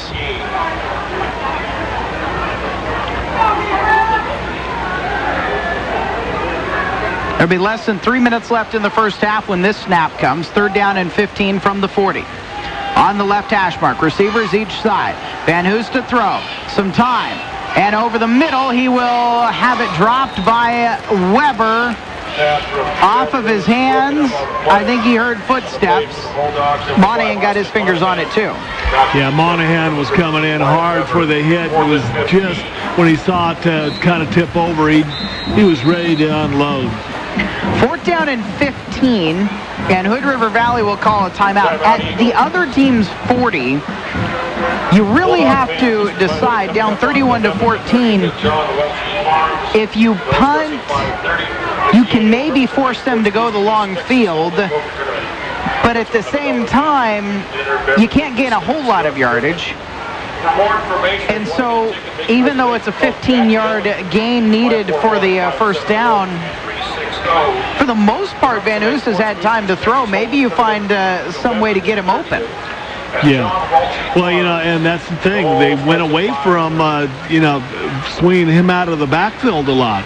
And that's where he was really successful at, was coming out of the backfield. What that does is goes ahead and makes it very opportunistic for a double move. Empty backfield on 4th down and 15. They are going to go for it out of their timeout. Van Hoos takes a snap, straight drop, looking to throw, pressured there. Screen play. Jimenez on the wide receiver. Screen breaks one tackle. He's at the 35.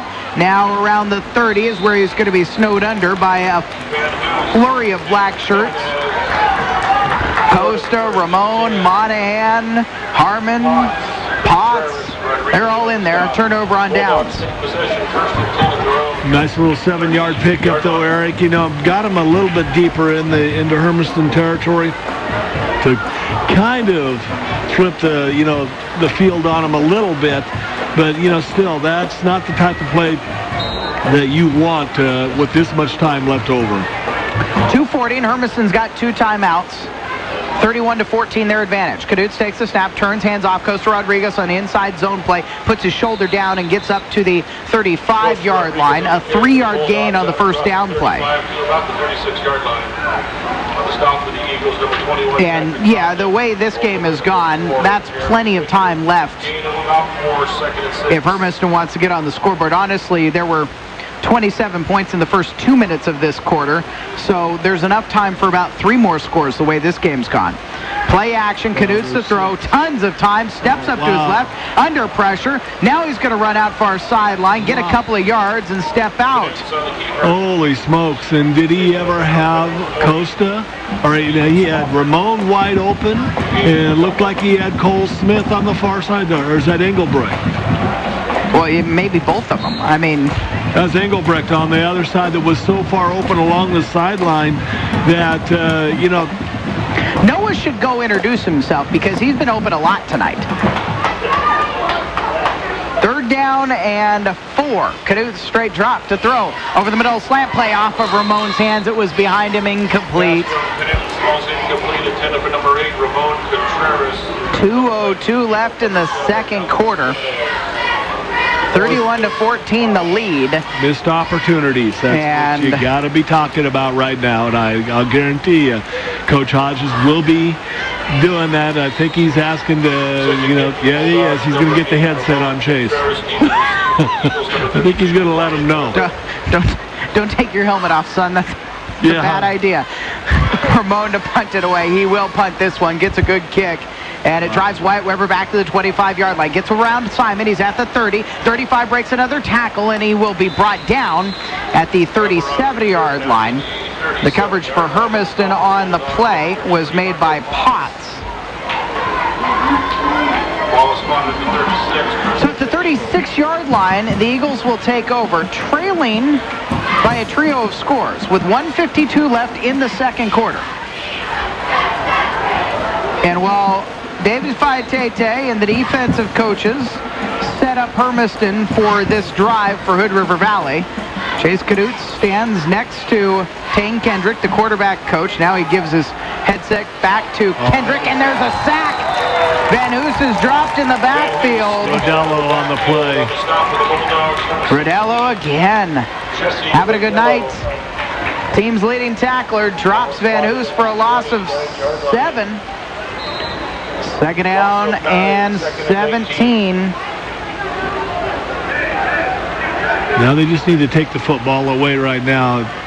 Van Hoos looking over to his right side, sets up another screen. It's going to be caught by Crompton, breaks one tackle. Harmon drops him for a gain of 7. Crompton from Van Hoos. And Hermiston will take a timeout. With 1:14 left and a 3rd down and 9 facing Hood River Valley. Hermiston wanted to stop the clock, leading 31-14. They want to get the ball back one more time.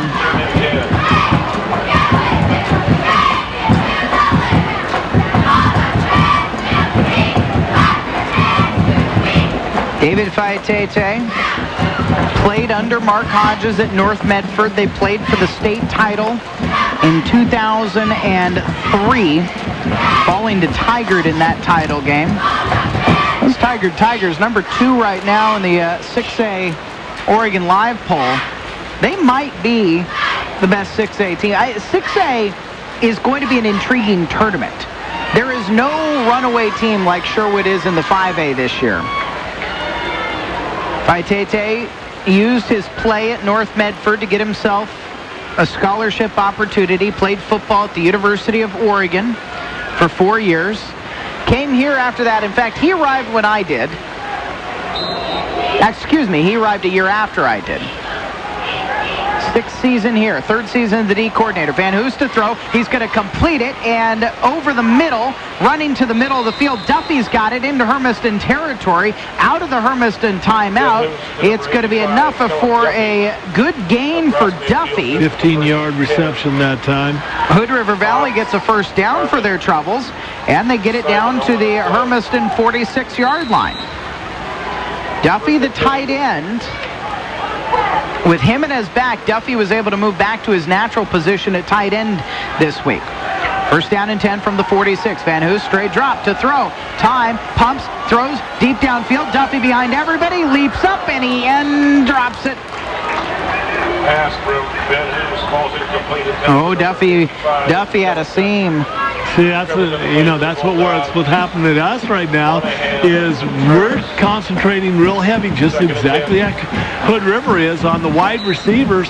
When our linebacking core leaves that and doesn't stay with them, the tight end is going to be wide open, or whoever's in that slot is going to be wide open.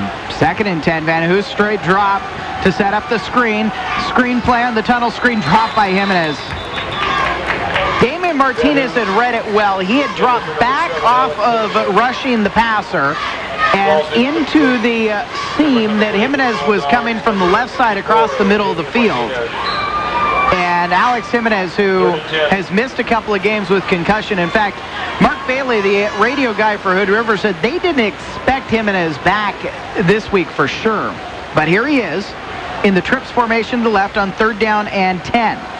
And Van Hoos is pressured. He gets away from one tackler. Now he's going to be caught and dropped. And it's going to be a team sack in there. I saw Harmon. I saw Anto. I saw Gamble.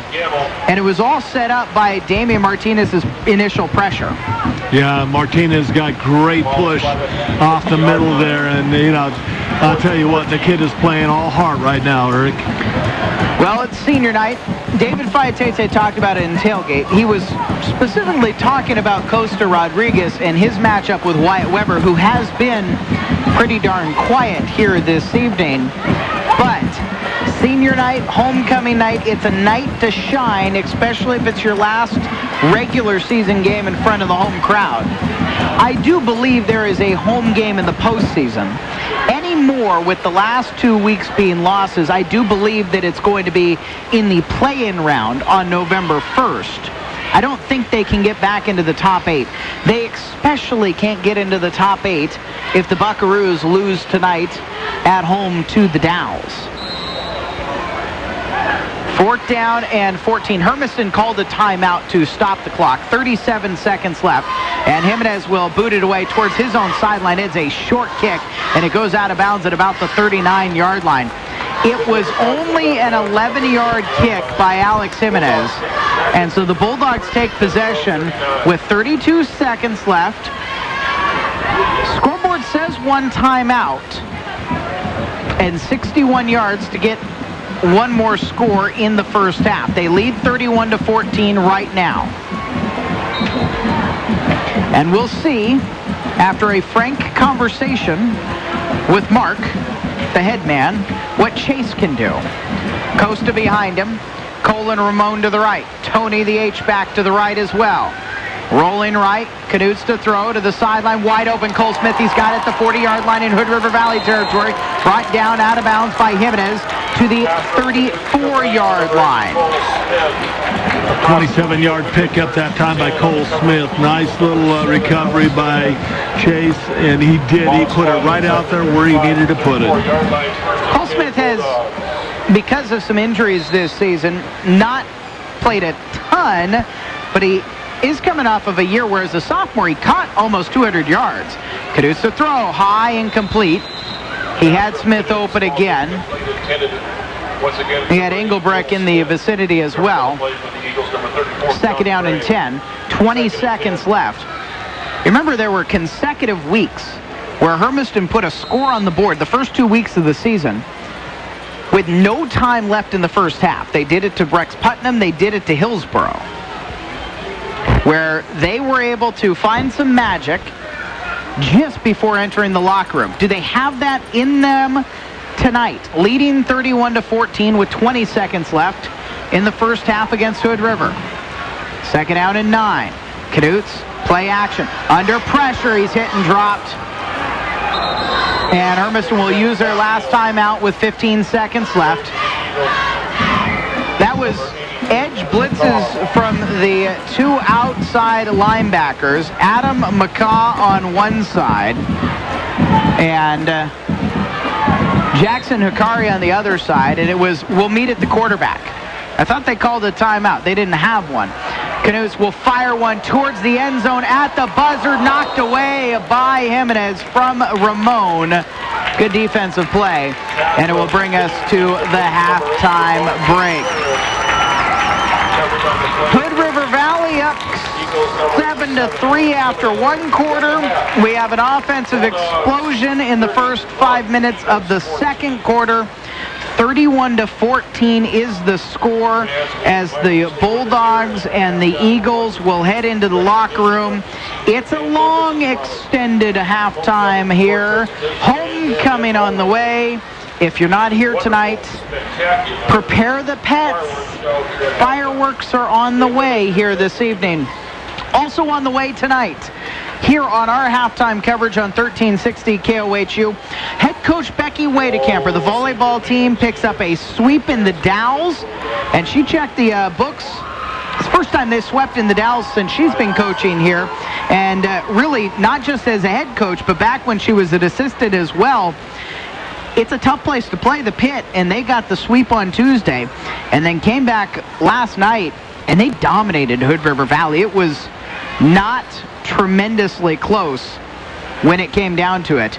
So Becky Wadecamper joins us first on our halftime coverage, and then one of her seniors and the ASB president, Kim Neville, who will be down on the track herself tonight.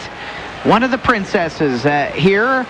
She wonders if she'll be the queen. We'll find out and tell you about it as our halftime coverage continues, and we'll tell you about everything they're wearing and everything, because I believe I'm contractually obligated, as I'm told every year. That's all to come on 1360 KOHU. Halftime next. Fans, at this time, please stretch your attention. Hey Fest fans, Amy Clausen here for the Weimar Willamette Country Music Festival. Get your 2014 tickets now and see headliners Gary Allen, Eric Church, Blake Shelton, and more. Premium GA tickets are now available for a limited time for only $140. Call the box office or stop by Weimar for your general admission tickets, just $105. I can't wait to see y'all at the 2014 Weimar Willamette Country Music Festival. Let's get our country on. Brought to you by the Pape Group of Companies. It's important to keep your vehicle running at peak performance. At Swain Motors, you can rely on GM factory-trained technicians for all of your GM warranty work, including Chevy and Oldsmobile vehicles. The service department at Swain Motors can repair most makes and models, so you know your vehicle will perform at its best. And remember, all service includes a free wash and vacuum of your vehicle. Call the Swain Motors service department today for your next appointment. Swain Motors, North Highway 395, Hermiston. Did you know you could save money just for being a safe driver? If you choose Vanishing Deductible from Allied Insurance, you can. Allied Insurance will reduce your deductible by $100 for every year of safe driving. In fact, driving safely could make your deductible vanish completely.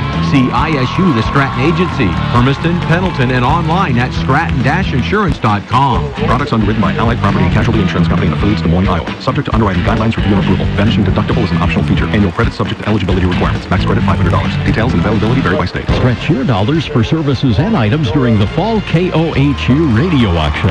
Listen for a large selection of items and gift cards or certificates. Follow the growing list at GoHermiston.com or pick up a list at our office on Cooney Lane. Buying from the radio auction is easy. Just listen, and when you hear the item you're interested in, pick up the phone and place your bid. Join us for the fall radio auction at 8 a.m. Saturday morning, October 26th on 1360 KOHU. Join us now in the halftime program. Becky Wadekamp, head coach of the Hermiston volleyball squad. Couple of match wins this week, couple of straight set victories this week. I know you went into the week kind of, it's playoff mode now, even though it's to get into the playoffs. Are you happy with the performance, though, for these two matches? Well, yes. I mean, having 3-game sweeps and both of them is a great position to be in. That gives you good momentum. But we played really consistent over the last 2 matches, so that's very encouraging, especially going in for this next match. It's going to be, up for the league title, and so I feel really good that we're in a good position.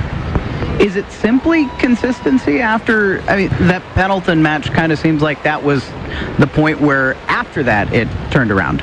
Well, yeah, we have to pass the ball well to get our offense running. We've passed the ball extremely well up in the Dalles. It was our best passing of all year. I haven't seen the stats totaled, but I would say that this is probably the second best. So that helps us tremendously, and that's just what runs our offense. So. Hey, in Hood River, they're coming off of Tuesday night a loss at home, but a 5-setter where they push Pendleton all the way. So it's not like this is a bad team you run over tonight.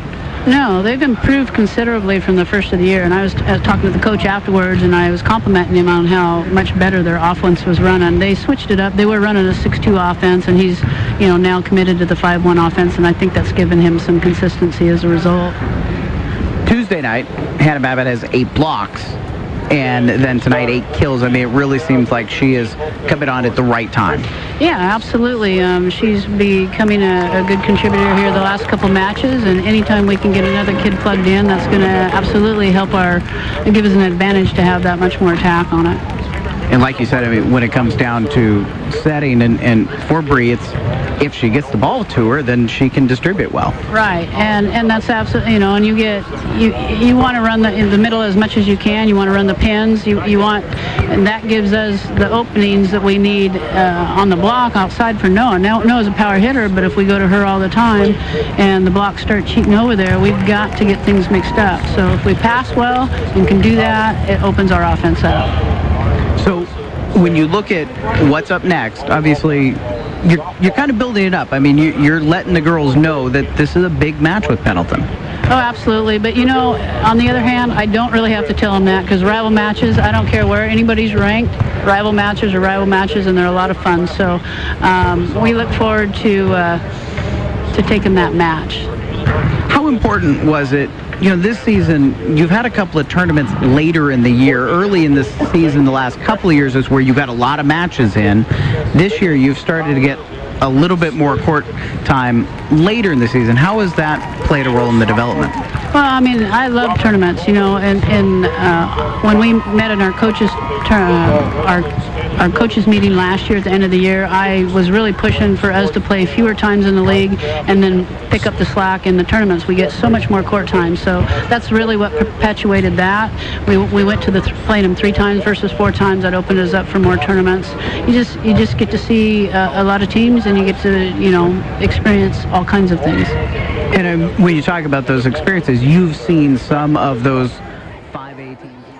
Joining sophomore princess Nicole Jones. She is the granddaughter of Bruce and Suzanne Jones.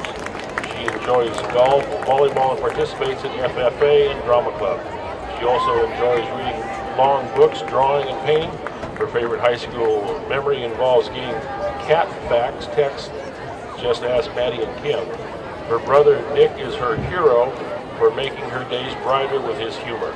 She plans on attending Linfield College after high school and is pursuing a career in medicine. Nicole extends a special thanks to her family for their love, patience, and kindness always.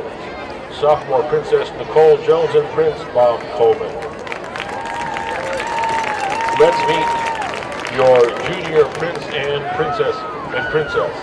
Junior Prince Dylan Zimmerly is the son of Justin and Kristen Zimmerly. He participates in basketball and likes to root for the girls' volleyball team. His interests include being with Macy, hanging out with his friends. His best memory so far is defeating Pendleton in basketball last year. Dylan plans on pursuing a degree and becoming a psychiatrist after high school. His heroes are his family, who are cumulatively made him who he is. Thank you, Mom and Dad, for always being there for me. Princess Mackenzie Jewell. She is the daughter of Greg and Val Jewell. She participates in basketball, softball, ASB leadership. Her interests include playing softball and hanging out with her family and friends. Her best memory so far is playing a state championship softball game this past spring.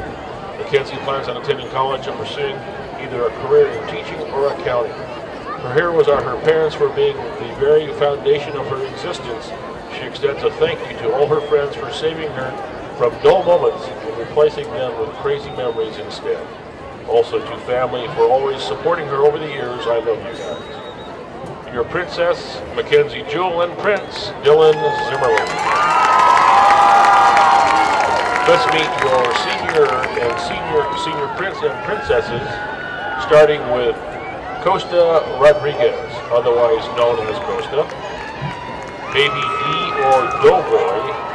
He is the son of Costa Senior Maria Rodriguez. He participates in football, track, choir, but really wants to take up competitive hot dog eating. In his spare time, he enjoys watching his favorite TV show, PLL.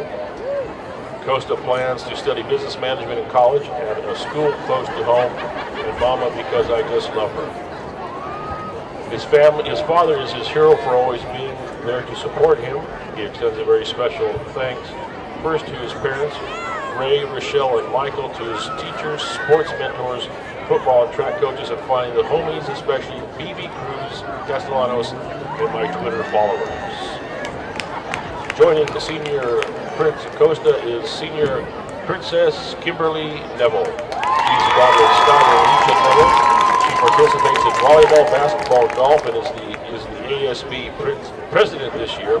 Her interests include random shenanigans with her friends, fishing, and wasting bullets with her dad, and moments at Hermiston High involving being crowned CRC champs in volleyball and golf in the same year. After graduating this spring, Kim plans on a degree that would allow her to pursue a career in business and marketing.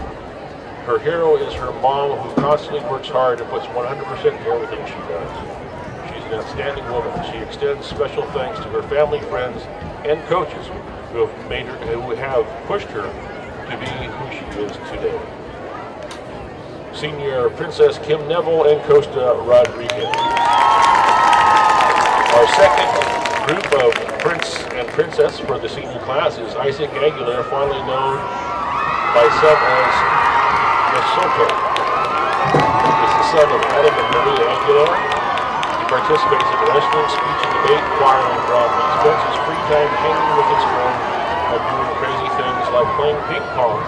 Isaac plans on going to college to become an optometrist unless he figures out a way to become a certified maker, aka hobo. His heroes include Mom, Dad, and his uncles.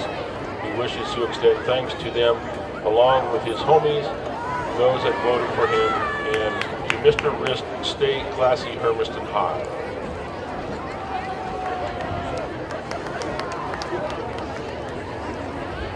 Joining Senior Prince is Senior Princess Megan James. She's the daughter of David and Tammy James. She participates in soccer, softball, and the Hugh O'Brien Leadership Program. Her interests include playing sports, traveling, hanging out with friends, and shopping. Her best Hermiston High memory was last year's soccer team making a dance to Sexy and I Know It.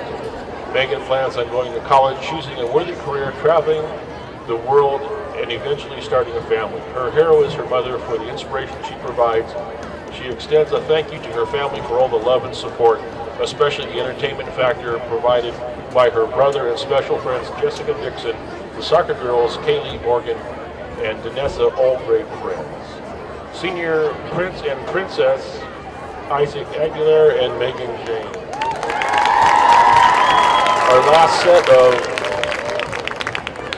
seniors, Senior Prince Damian Martinez, otherwise known as Pugsley, is the son of Marina Cazares, and he participates in football, wrestling, and always been interested in the Knitting Knights Club. Otherwise, his spare time is filled with movies, music, video games, and coyote hunting. His best Hermiston memory was his participation in his first ever varsity football game. Damian plans on going to college and continuing to play football. His mother is his hero for always supporting him, even in the bad times. He extends a shout out to the football team and thanks to his friends for making school fun, but a special thanks still belongs to his mother for raising him right. Senior Prince Damian Martinez. Joining Damian is Senior Princess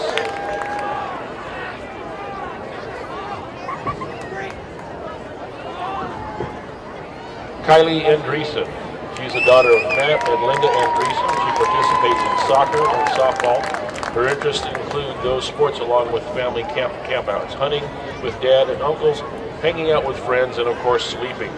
Her best high school memory is playing in the state softball championship last year with the girls she has played with since Little League, PLC everyone.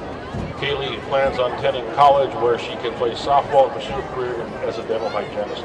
Because of her dad's example of hard work and devotion and the devotion of time to her softball, he is her hero.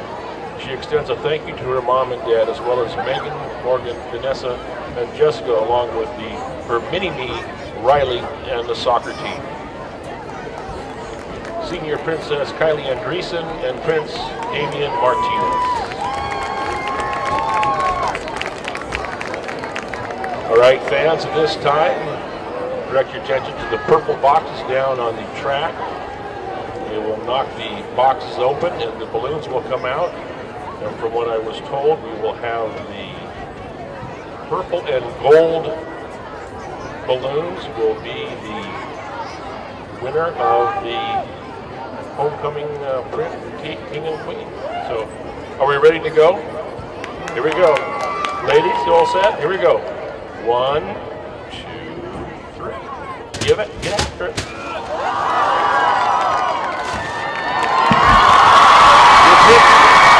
Your 2013 homecoming queen, Megan Jane.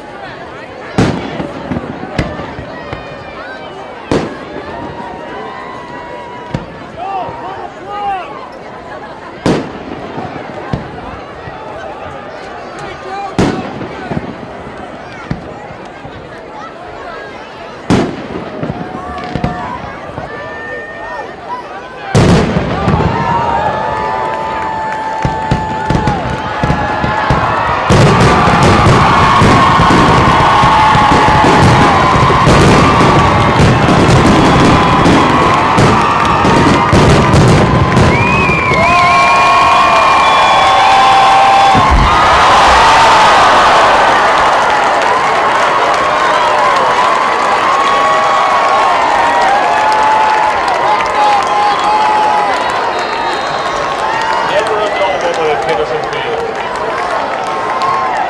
Set the kick for the Bulldogs, number 23, Luis Medina.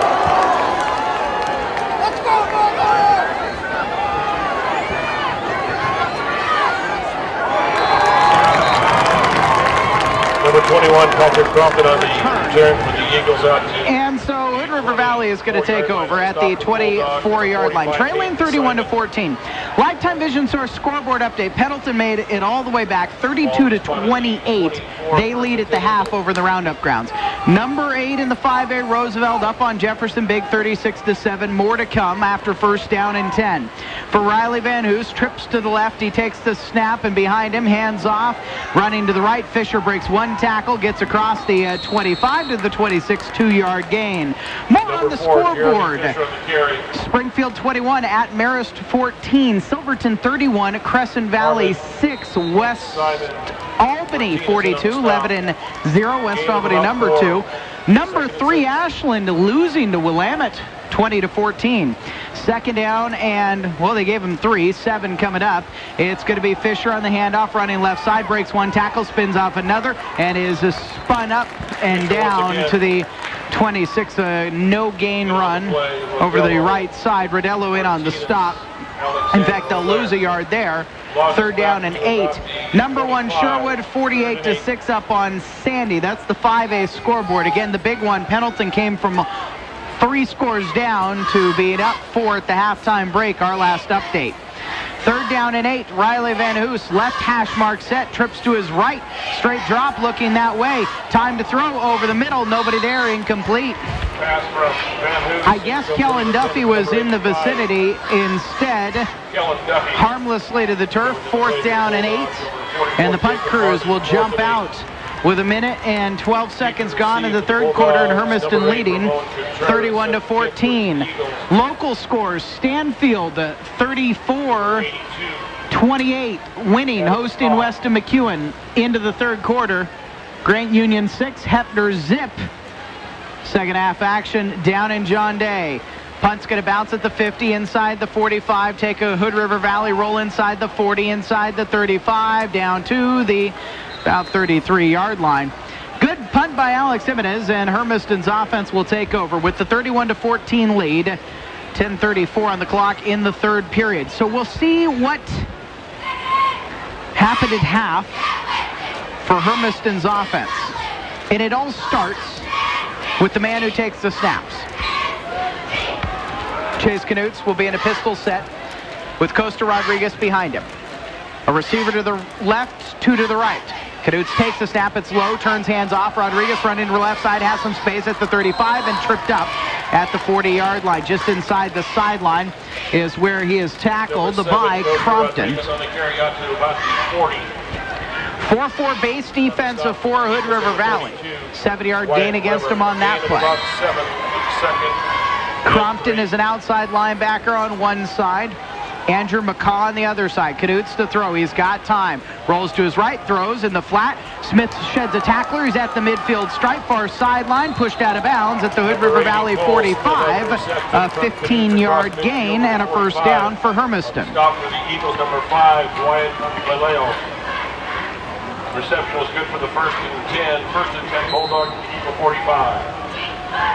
Bulldogs going tempo offense. 2 minutes gone in the third quarter, leading 31-14. Knutz takes the snap, hands off. Rodriguez running right, pushes forward, reaches for the 40-yard line, and gets a 5-yard gain. Just outside the numbers when that tackle is made by Fisher. Jeremy Fisher, one of the inside linebackers, along with Stephen Swafford for Hood River Valley. Their linemen, Jackson Hikari and Andres Pereira, the defensive ends. Garrett Kelly, Zane Weber, the tackles. 2nd and 5. Anto in the backfield takes a handoff, bounces off of one tackler, and is flipped hands over heels. And McCaw gets the tackle, but not before Anto gets 3. 3rd and 2 on the way. Tempo continues, 2 to the right. A man alone to the left. For Knutz, takes the snap, it's low, he picks it up off the turf, hands to Anto, running left side, tripped up, but he falls forward, tumbling to the 34-yard line. A 2+ yard gain, enough to move the chains. And it looked like Swafford got in there and made the stop. Wyatt Weber is one cornerback. Wyatt Vallejo is the other.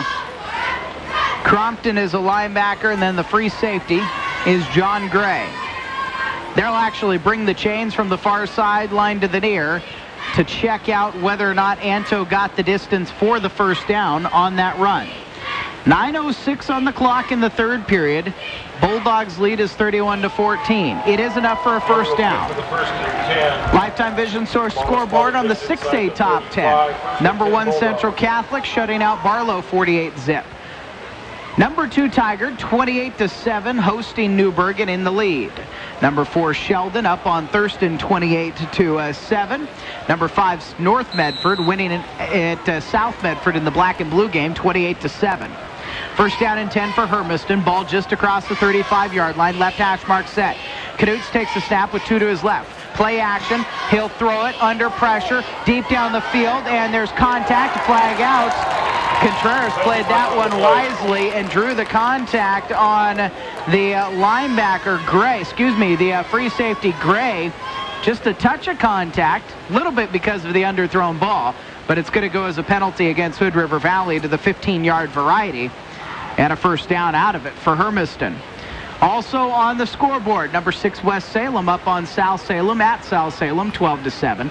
Number 7 Southridge losing for the second consecutive week.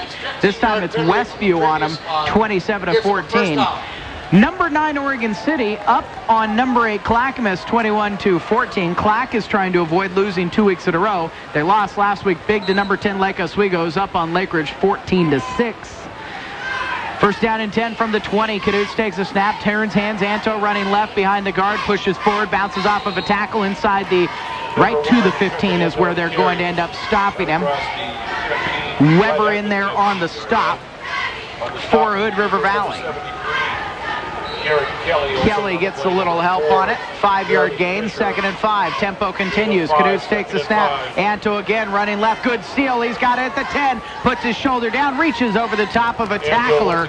He ran over Weber and then reached up to the 70-yard line.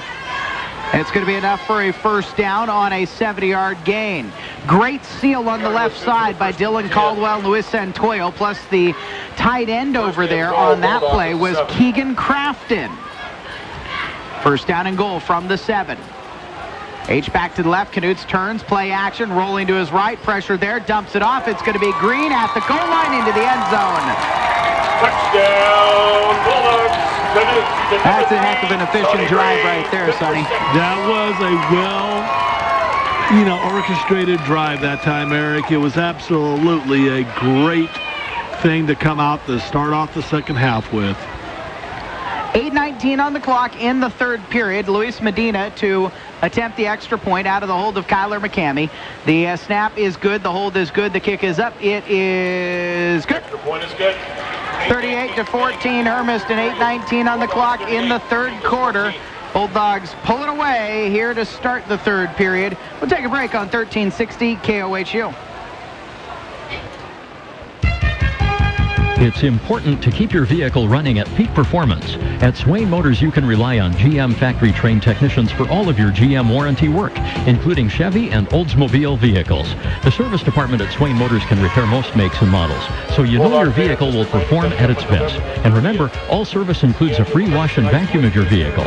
Call the Swain Motors service department today for your next appointment. Swain Motors, North Highway 395, Hermiston. We all depend on agriculture.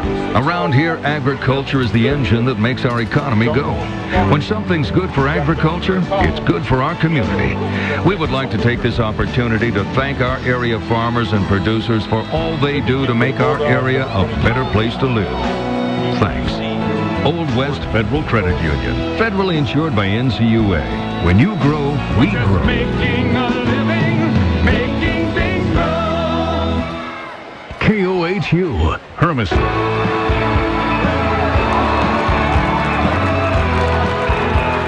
Some oohs and ahs from the crowd at Kennison as it was almost another big return for Hood River Valley on a kick. Patrick Crompton up to the 35, 36-yard line. 30-yard return. It's still a good return. Just it could have been a lot more. That's where the Eagles will take over, trailing 38-14 with 8:12 left. And Van Hoos to throw. The junior quarterback delivers. His tight end has it at the 45-yard line. That's where Duffy is brought down by a pair of Bulldogs. Harmon and Monahan on the tackle, 9-yard gain. Anything you can do, I can do better. Hood River Valley's no huddling right now after Hermiston's very fast-paced scoring drive that ended in the 7-yard pass to Tony Green. 2nd down and 1. Handoff, Fisher running right. He's brought down to the backfield. Good job by Trent Nanto, the defensive end, shedding a tackler and coming across essentially the face of the runner to bring him down for a loss of 2. Trent Nanto, loss of 3, 3rd and 4. 3rd down. About 3+ yards to go. Right hash mark, just inside the hash mark. The nose of the ball just short of the 43-yard line. Van Hoos with Fisher standing behind him and to his right a step. 2 wide receivers to the left. Movement up front, movement both ways. We'll see who moved first. Well, I know who moved first. It's going to be a matter of whether or not Hermiston actually encroached or not, because Kellen Duffy... Nope. Kellen Duffy was the one who actually violated. On the offense, 5-yard penalty. 5-yard penalty will push Hood River Valley back. Their 4th penalty of the ball game for 40 total yards. 7:07 on the clock in the 3rd quarter. The clock is spinning with a 38-14 Hermiston lead. Riley Van Hoos, the junior quarterback, brings the play on, barks something to the offensive line. They didn't huddle here. 3rd down and 8. Straight drop, looking to throw quickly over the left side, out to the sideline, up to the air, catching and diving for the midfield stripe. Hood River Valley's got a 1st down on the pass play. Out to Wyatt Vallejo, his first catch of the night. 1st down, number 9 on the game for the Eagles. 1st down and 10 from the 50. Screenplay set up. Fisher's got it. He stutter steps at the 45, breaks away from a tackle. He's at the numbers 40, 35, and tripped up by Contreras down to the 29-yard line. Turned into a 21-yard gain for Fisher on the screenplay. Little shovel right into the middle of the line. We have an injury back behind the play, and it is Damian Martinez who is up. And walking to the sidelines, Dan Emery, the long-time trainer here at Hermiston, meets him out on the field, checks on him. Damien doesn't appear to be very interested in discussing too much. He's not coming out, he says, I imagine. 1st down and 10 for Hood River Valley from the 29 to the backfield. It's going to be a keeper, Van Hoos, on the option. He's going to go right up the middle, inside the 20, tripped up, down to the 16-yard line. Got into the 2nd level where Simon was able to make the stop. But it's going to be enough for another 1st down. Move the chains. 1st down and 10 from the 17-yard line. Right in the middle of the park, Fisher stands behind Van Hoos, trips to the right for the junior quarterback. The Hood River Valley lefty takes the throw over the right side under pressure. It's tipped and caught for the score. Held on by Duffy off of the fingertips of Monahan, I believe. And Kellen Duffy holds on to the 17-yard touchdown pass by Riley Van Hoos. 6:05 of the clock, and Hood River Valley gets one back. Great job of concentration of watching that ball come off the fingertips there. Duffy just pulled it in. You know, did a good job of Hermiston of defending that, just didn't knock the ball down instead of going for the interception. Martin Lanthaler's kick is up and inside the left goal post. So, Hood River Valley answers back with a score of their own. And like you said, nice concentration by Kellen Duffy. His first touchdown catch of the season. It's just a sophomore. Stands at 6'3", 205. You got him at tight end. And then you consider a week ago, they were starting 3 sophomores and 2 juniors on the offensive line. The future is bright for Hood River. It's been a very frustrating 2013 campaign at 1-6. Yeah, and you know, At times, Eric, you see this Hood River team have some flashes of some pretty good football play, and they're not by any way or means playing bad out here tonight. And Hermiston by no ways or means are playing really well right now. They're just capitalizing on some of the mistakes that Hood River is making and making some big plays of their own. Bulldogs, number 8, Ramon Contreras is going to be to the right. Costa Rodriguez is going to be to the left to return the kick, which is going to be a low squibber rolling down the right hash mark and taken by an up man. Coming to the near sideline, it's CJ Flores. He's at the 30, bounces back to his right and tripped up just across the 35-yard line, then gets an extra shove for his troubles from Alonzo Muñez Marquez, who finished off the tackle. A return by Flores is going to get him about 17 yards. And Hermiston will have good field position from the 36-yard line. They start this drive. 5:58 left in the third quarter, leading 38-21.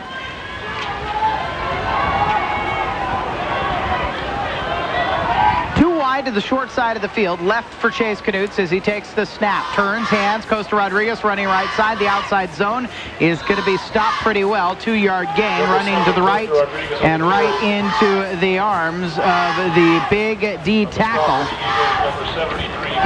Said his name a number of times, junior Garrett Kelly. 2nd and 8. Tempo continues for Hermiston. Contreras alone to the right, 2 to the left. Knutz with Rodriguez standing to his left in the backfield, looking to throw. Time, tons of time. Rolling left, over the middle. Dumps it there, and a falling, diving catch. And now Noah Engelbrecht has finally got his first reception of the game. He had to jump up and down to get his attention. He was wide open on the play, Eric, for 11 yards. And, it's awful hard whenever you can... miss that type of a pass pattern there, knowing full well that middle is wide open. First down and 10, up to the 47-yard line. Rodriguez directly behind Knutz in the pistol set. It's going to be a handoff to Costa. Reaches forward to the 48, almost 49-yard line. About a yard and a half gain on that first down play. 5 minutes, and there will be less than that when the ball is snapped in the third quarter. 38-21, Hermiston's advantage. Tony Green, the H-back, is set left. 2 wide to the right side for Knutz on this play. 2nd and 9, he takes the snap, turns, hands. Costa again, hesitates, stutter steps, pushes forward behind the left tackle, and he'll be stuffed. Maybe a yard gain on that play up to the 49. It'll be a 3rd down and long for Hermiston. That's Costa's 15th rush for the night, Eric. He's at 67 yards right now with the touchdown. And that 29-yard touchdown run is the lion's share of his yards tonight. Hood River Valley has bottled the run game up for the most part. They do that with their 4-4. Play action. Ramon out on the right side takes the pass on the hash marks. And he'll be brought down right at the line of scrimmage by Fisher for no gain. They defended that well, and Hermiston has not gone to that quick screen out to the wide receiver often. So 4th down and 8, the ball just short of the midfield stripe, and Ramon, who just caught the ball for no gain, is going to have to punt it away, standing at his 35-yard line. Under 4 minutes left in the third quarter.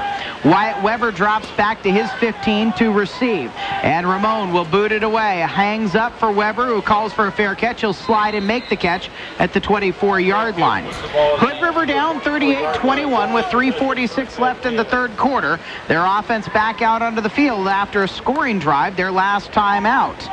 And it was a good drive by them as they kind of quickly gave Hermiston a bit of their own medicine with the no huddle. Hermiston's just got to recoup right now, Eric, and stiffen up on the interior defense again. Trips right for Riley Van Hoos. He takes a snap, fakes a pitch, hands off, running to the left side. And coming up the middle is going to be Carrompton, but ends up getting shoved back after a gain of 2. Maybe 3 is forward progress up to the 27-yard line. A little, little trap play back off the other side, counter action there. That time Hermiston stayed at home on that backside.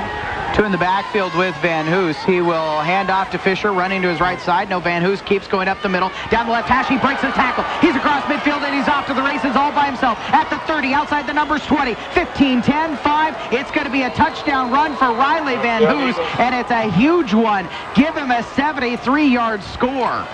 Wow, that time there again, the lack of discipline and trying to tackle up around the shoulder pads is what cost them the big play again, Eric. That time you saw him all up around Van Hoos's shoulder pads, and he's a big kid. You cannot bring a kid down like that. 6'1", 167. He's just a junior. He actually does run quite a bit. He had almost 200 yards coming into the game. Now he's got almost 300 yards after tonight's festivities. The extra point by Lanthaler is good. And Hermiston's lead is down to 10, 38-28. Intriguing games in Umatilla County tonight in the Columbia River Conference. I will admit, I readily didn't think that this would be much of a game. I thought what Hermiston could do, what Hood River Valley has struggled to do, this should have been a Hermiston, honestly, on homecoming week, waltz. But it's 38-28. And then it's still crazy that that's a ball game over in the Roundup grounds, and it's a ball game over the Roundup grounds. Pendleton's got a lead on the Dowels, but it is not a romp either. No, and that's, pregame you and I were talking. I just was wondering whether or not we were going to have the focus after the last 2 weeks to go ahead and put ourselves in a position to go ahead and continue, on this season of making things happen for ourselves. And it looks like a little bit of lack of focus again in this start of the second half. The kick is away, and Costa Rodriguez will take it to the 7-yard line, middle of the field, coming to the left at the 15. Hash marks 20. He has a block. He's at the 25-30, and he will be pushed out of bounds by Vallejo at the 36-yard line. Some extracurriculars off the ball. Little pushing, little shoving, little talking. No flags. Rodriguez on the return. Costa's return does get Hermiston up just across the 35-yard line. 2 minutes, 57 seconds left in the third period. That was an interesting spot of the ball. How did the ball get spotted on the other side of the 35-yard line? Oh, well. Yeah. What's a foot? 38-28. Hermiston's lead. We actually have to get the Hood River ball off the field. So the umpire's standing over it. Hermiston's ready to go. First down and 10. Knudts takes the snap. Turns, hands off. It's going to be Sam Colbray. He's got the space out of the hole. Breaks a tackle across the 40. 45 outside the hash mark. A 10-yard run for Colbray. And it's going to be enough for a first down. Nice job that time by Sam. Just absolutely powering over the tackle that time and making that nice little run out there, making the Hood River defenders pay for it. First down and 10.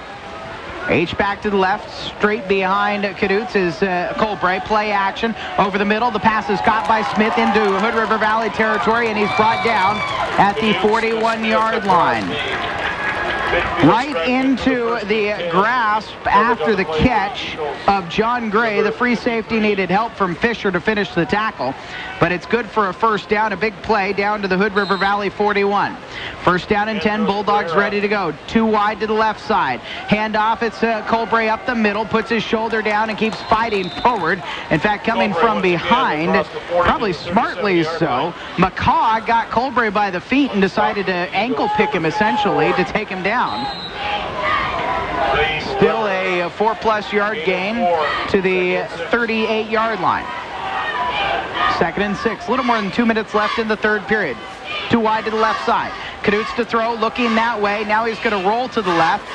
Outside the hash marks, flag out on the play. He'll fling it downfield. Wide open, Cole Smith's got it at the 10. Comes back, pushes forward at the 5. He will reach across the goal line for the score, but it's all going to come back. Holding on Hermiston. The wise part on that play was what Cole Smith did. That was a really good run after the catch. Yeah, well, number one, seeing that he needed to come back after it and then stepping inside both defenders and then going straight north and south. unfortunately, all for naught, and it's going to be a big penalty. It's going to be a total of about a 14-yard penalty on this, where, we could have had the 6.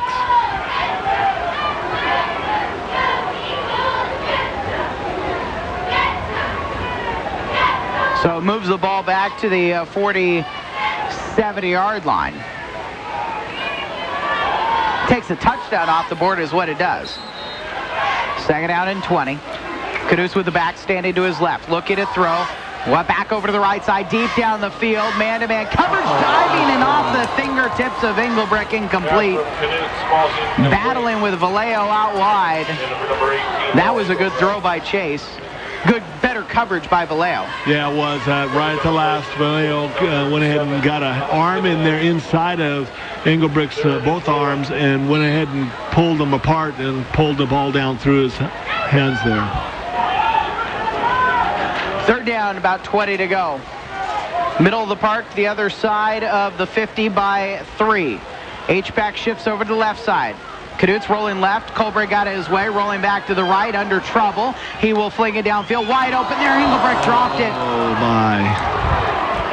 Noah had worked himself into a wide open space, and Knutz had done well to evade trouble after Sam had problems in the backfield. He did something incorrectly because he ran right to where Chase was supposed to go as he rolled on that play. And so instead, it's going to be a 4th down and 20 plus. And Ramon Contreras will punt it away. Hood River Valley is showing pressure. They have nobody back to receive, and Ramon gets the kick away. It'll depend on the coverage. Inside the 20, inside the 15, inside the 10. It'll roll inside the 5 and touched.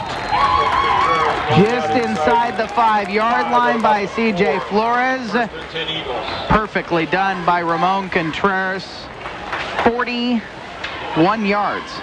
Yeah, that's what you want to do, trap them inside. And it looks like they marked it right on the 4-yard line, Eric. And, that's the way to flip the field of possession. Now they just have to stiffen up defensively. They got to show Hood River that, this defense is one that has been able to stop them all night long and not just give up the big play. First down and 10. Riley Van Hoos standing in the end zone. Hands off to Fisher, running right side. Fisher's going to be stopped and dropped for a loss. Tyler McCabe stepped up and made the stop for a loss of 2 yards. Back to the 2. Fisher taking down the backfield away for the Bulldogs, number 10. 2nd and 12. Loss of 2. This is a dangerous time for Hood River, trailing by just 10 in their own end zone. Their junior quarterback in the shotgun, with Fisher the back standing to his right. Van Hoos takes it hands. No, he keeps running left side. He breaks away and is tripped up near the 10-yard line. Good for an 8-yard gain. Van Hoos gets himself out of the shadow of his own goalpost. 50 seconds left of the third quarter. It'll be a manageable 3rd down at about 4 for the Eagles. One of the last plays of the third quarter. Bulldogs up by 10. Van Hoos takes, keeps running up the middle, tripped and stopped. That time firing through. Damian Martinez got him by a foot. Anto finished him off, and it's going to be maybe a loss of a yard. 4th down and 5 deep in their own end. Hood River Valley should probably sit on this to the end of the quarter and at least go to the other end of the field. Trailing 38-28. And I think that's what they're going to do. Final 8 seconds will roll off the clock, and it will be Hermiston 38, Hood River Valley 28. 4th quarter on the way after this on 1360 KOHU.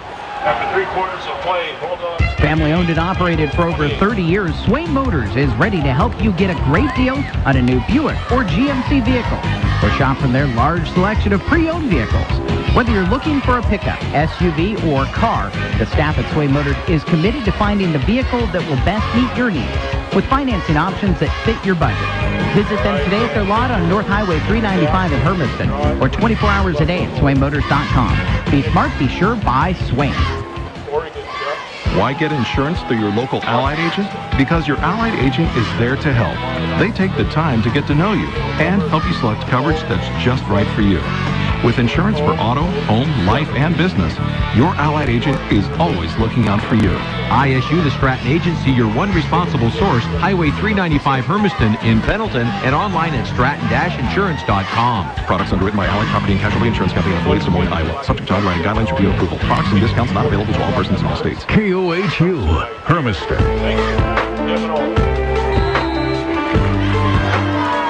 We're going to start the fourth quarter with Hood River Valley in a touch of trouble.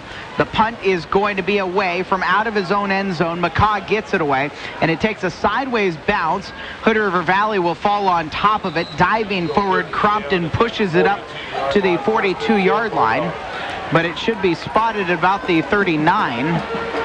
Yeah, I think they're going to get it right. Are they? Because I don't know. They're standing there at... yeah, it looks like they're going to get it right. They are. Yes, they are. One of very few. Actually, they've been good tonight. They have been good, but I mean... They have been good because they've been out of the way.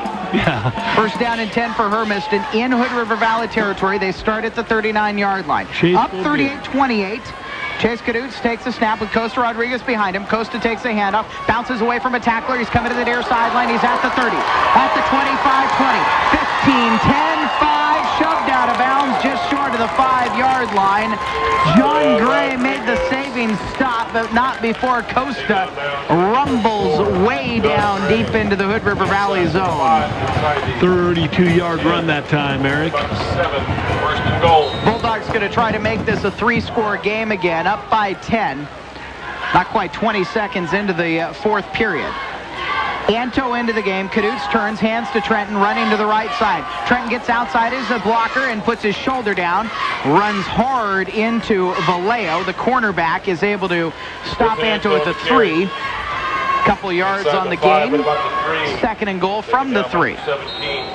This isn't the power formation yet. Too wide to the left side. Green, the H-back, is to the right with the tight end Gamble. And Anto again running right side. Got the space into the end zone. Armando Garcia seals. Michael Finn shoves Vallejo all the way to the back of the end zone, driving his block back. And then Trenton just had to waltz it in. And that's the type of a drive you wanted to see. You wanted to go ahead and see Hermiston go ahead and start, exerting a little bit more, energy and trying to pick this thing up, Eric. Anto's second touchdown, run of the night. The kick for Medina. The snap is fumbled, and McCammy's having trouble with it, and it's going to be turned over.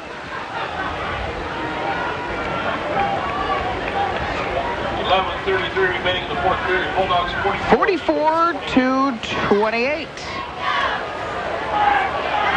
Anto, a 3-yard touchdown run. And that will re-extend the score for Hermiston. Lifetime Vision Source scoreboard. How about a update from across the river? Last week's opponent, Southridge, is trailing Walla Walla. The Blue Devils up at Lamson clinging on to a 26-21 lead. Under 8 minutes left in that ball game. Silverton 38, Central Crescent Valley 12. That's a final. Oregon City 35, Clackamas 14 on the Lifetime Vision Source. Wow. Oh, wait, never mind. I thought that was Aloha. I thought Aloha was up on Jesuit 56-27. Sunset's up on whoever they're playing. West Albany 49, Lebanon Zip. That's a final in 5A top 10 action.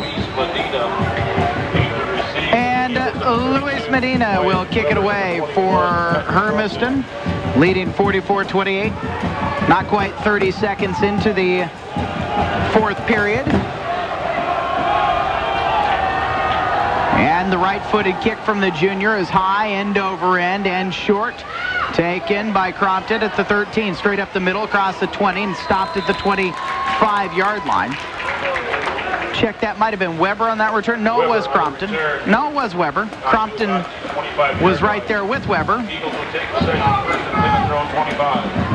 Maybe he gets an assist on that tackle there. Flores in on the help for Hermiston.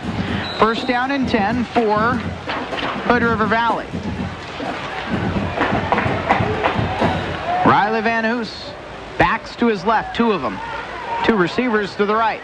Takes the snap, straight drop, looking to throw. The lefty flings into the air, picked off, coming the other direction. Engelbrecht's got it at the 15, inside the 15. Van Hoos is going to bring him down at about the 12-yard line. That's Tyler McCabe.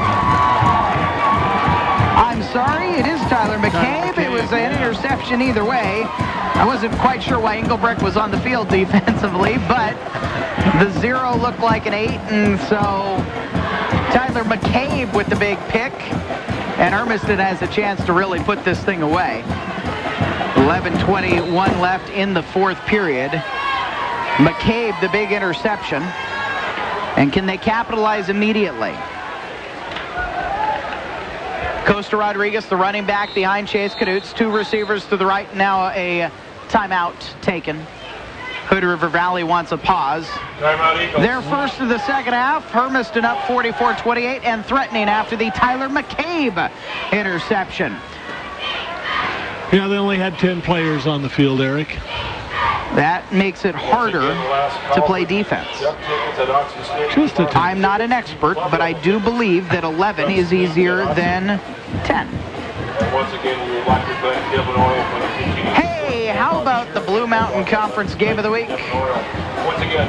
Our good friend, Madras Pioneer sports editor, and birthday boy, Billy Gates. Yeah, I saw that. Tells me in overtime, Grant Union 6, Hepner 6. Oh, my. Well, there's the reason why they're both 6-6 on the season. Yeah, that's a good ball game right there. And ranked number 4 and number 5.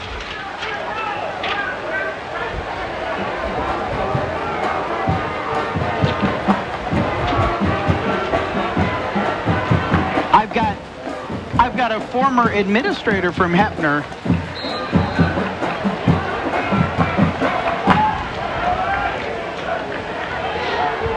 I've been giving, an iPad, yeah. Handoff, Costa Rodriguez running right side, flag out on the play. A big as he's brought down by the face mask. Penalty marker on the play. 6-yard run on the play, and they're gonna take it down to the 2.5. Unfortunately, that's all that he's gonna get out of it, but we're getting all sorts of grief right now from the administrators to our left. I haven't decided yet if their names will be redacted to protect the innocent. I'm not sure anybody's innocent here. I'm showing Wade Smith, I guess I didn't remove his name, who used to be an administrator down in Hepner. Then Hepner and Grant Union are going into overtime, 6 apiece, and they're giving me trouble because the Hood River Valley radio guys are all on computers, and you and I here on paper. Handoff, Cobra in the back, it takes it right up the middle for a score. Sammy Cobre. That's a 3-yard touchdown run for him. Did you tell him that we need to hire somebody then? Yeah. We've got some space.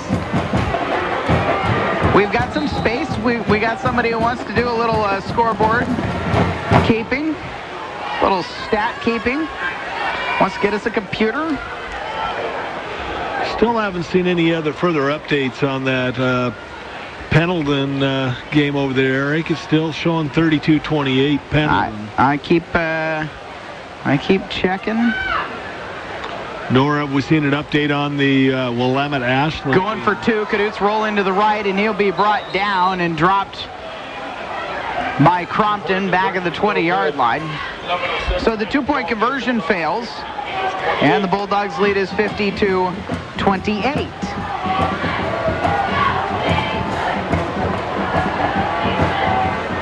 11:06 left in the 4th quarter. 52-28 is the score. There's 50 points on the board, and I think even to this point you would say the offense just has had flashes of greatness and an overall C? Maybe. C plus? Maybe? Yeah, it has not been a real shining. It hasn't been consistent. No, and you know the defense is probably, B plus maybe, B. It's just not a game that you would have thought that coming in here as a homecoming game and stuff like that. Of course, the distractions could be it, but you can't blame it all on the homecoming that you come in here and just don't solidify your standing within the CRC. I think in the end, they are going to solidify. Obviously, there's a lot of time left, but it seems to me that it would be very tough for Hood River Valley to come back from the 22-point deficit facing them right now, with just the way that they're struggling to stop Hermiston. Hey, Eric, there's your Jesuit Aloha score, 30-7 Jesuit. Far sideline to a bounce at the 20, taking it at the 13, coming to the near side, and Drotzman is going to get called for a horse collar tackle. And that is the improper way to assess that penalty. And I don't even think it was that. I think he got him by the jersey. Crompton was the returner. But he got the jersey. He didn't get down inside the jersey in the shoulder pad and pull him back. You can grab the jersey and pull to the side. That is poorly assessed right there. That is not a horse collar penalty. We have a horse collar. No, you don't have a horse collar. That is incorrectly assessed. Don't worry, Mark. We're talking about it right now. Coach is not happy either, and it's because that's not how that penalty is written up. Well, it is to protect knees. All right. First down and 10. Riley Van Hoos in the pistol set, back to his left. He's going to look to throw. Screenplay, dumps it up. Fisher's going to be hit immediately by Potts and dropped for a loss of a couple. That was not the way to try to get yourself out of trouble back there. Well, Potts read it perfectly because they were trying to set up that screen. It just didn't work right. 50-28 Hermiston. 10:40 on the clock in the fourth quarter. Second down and a long 12 to go. Fisher stands to the left of Van Hoos. The quarterback takes a snap, hands off. Fisher straight up the gut behind the left guard. He'll be stopped after a gain of 2, back to the original line of scrimmage. My problem is this, going back to the horse collar penalty, is he won't go back and see that film ever, so he's not going to know where he made the mistake. You can't get better if you don't know where you're making your mistakes. And I will go back and look at that, and if I'm wrong next week, I will say so in the tailgate show. But that was improperly assessing that penalty. Third down and 9 from the 31-yard line. Van Hoos straight drop, looking to throw right side to the sideline. He flings one too far, trying to get it into the hands of Crompton, who's had a pretty good night, but it's a fourth down coming up for Hood River Valley from the 32-yard line. 9:54 left in the fourth period. Hood River Valley is going to drop Adam McCaw back to punt. We have not seen Jimenez for some time. Ramon Contreras to return the punt, and McCaw gets it away. Ramon's going to have a chance at the 38, coming to the near side. He's at the 40, gets around to tackle to 45. Flag out on the play. He's into Hood River Valley territory and tripped up on the near sideline by the punter McCaw at the 38-yard line, maybe 37. There is a flag out on the play, and Damian Martinez, I believe, is pleading his case right now. Block in the back called against Hermiston, so that'll erase everything. And it'll move it back. Looks like down inside the 40-yard line, I think. Block in the back, on the run back, on the offense, 10 yards from the flag, first down. Well, that's a 15-yard assessment there. Well, I didn't see that one, so that's probably about right, though, because he received it at the 38, and the flag came out early before he even caught the ball. Yeah, but the flag was sitting right on the 47-yard line. Is where the official, right in the middle of the main purple of the H there. Well, like I said, I didn't see that one, so I've already had my rant for the night, and I'm going to stick to that one. I'm confident on mine. 9:43 left in the fourth quarter. 50-28 is the score. Bulldogs take over with the big lead. Chase Kadutz takes the snap, flag out. Penalty marker on the play. And they're going to say it's against Hood River. I saw movement, but yeah. Did he jump, though? Dead ball.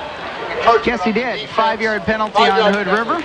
Go first. Up to the 39-yard line. It'll be a first down and 5.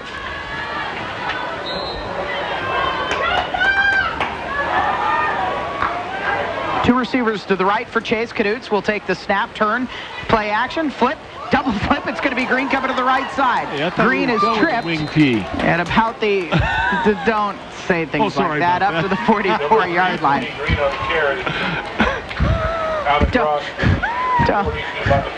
Don't say wing T like that. I apologize. It kind of looked like that, though. It looked like Hood River, that modified wing T they used to run. The one under Mitch Sanders, that was a double wing. Yeah. At least that's how it was described. They're going to bring the chains over from the far side of the field to the near side. Speaking of wing T, I'm sure Sherwood won by a ton tonight. Still looking to see what's going on over in the Roundup grounds. Here's a final. Springfield 41, Marist 21. Ridgeview Ravens in Central Oregon beat up on Cleveland 43-0. Southridge up on Westview 35-34. Look at that second half comeback.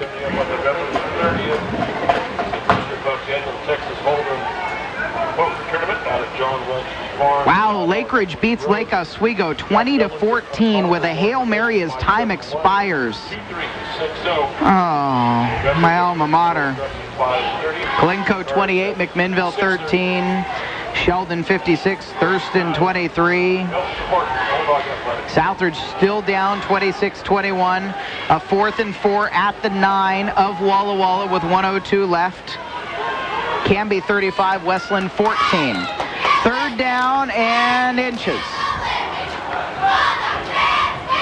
And Corey Adams back after a couple of weeks missed with a concussion. Gonna get enough for the first down. He's stood up at the 45-yard line by a trio of white-shirted Hood River Valley Eagles, led by Adam McCaw in there as well.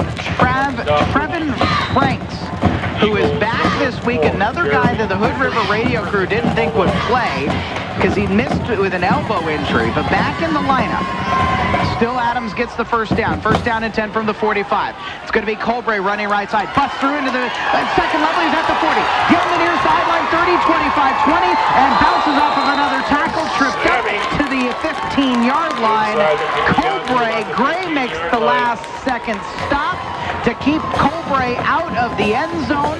But how about that seal again that was created by Finn and Garcia on the right side? Armando Garcia, the senior, making his first appearance of the season.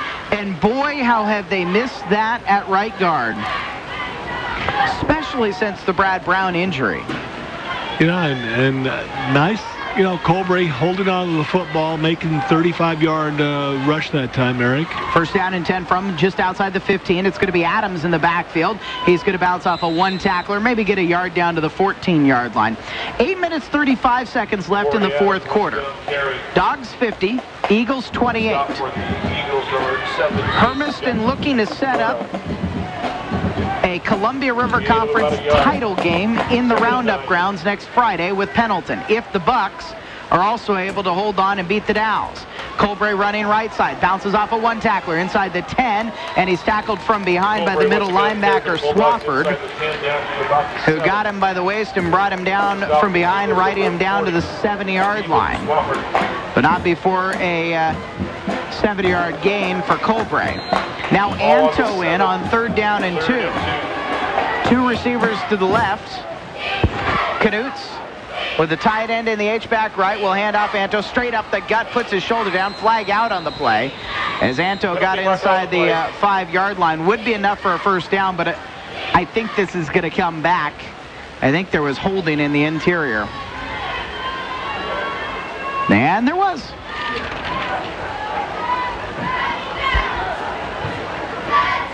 And Eric, you were asking about the Sherwood final. It was 55-20. On the offense, 10-yard penalty from the spot. They almost made that a 10-foot penalty. Yeah. That'll move it back to the 17-yard line. Right hash mark set. Tane Kendrick talking to Chase Kadutz. Hermiston will break a huddle here. Cole Smith comes back in at tight end. Mortar is out. It will be Smith and Keegan Crafton wide left. And Engelbrecht alone to the right. No, that's going to be out to the right, McCabe. Kadutz to throw. He's got time. He'll lob it into the end zone for Smith. Too far, incomplete. He missed it early. That pass should have been, instead of trying to go for the coffin corner over there, he missed it on 7 yards deep, right off the line of scrimmage, Eric, and he was wide open there. Cole Smith could have scored from that point. Medina's got a 37-yarder back in the first quarter. It was his 6th field goal of the season on 9 attempts. He's going to try from the right hash mark. The other one was from the left hash mark. 34-yard field goal out of the hold of McCamey. Good snap, holds down. The kick is up. It is going to just barely slide over and in. That might have some yellow paint on it. It just barely cleared the crossbar. 53-28, 7:23 left in the fourth. Let's take a break on 1360 KOHU. How long was that? At First Community Credit Union, we believe customer service has everything to do with community service. We don't just manage money, we manage livelihoods. We see every person in every neighborhood as a sound investment with a return far more valuable than any percentage rate. At First Community, we put community first, always.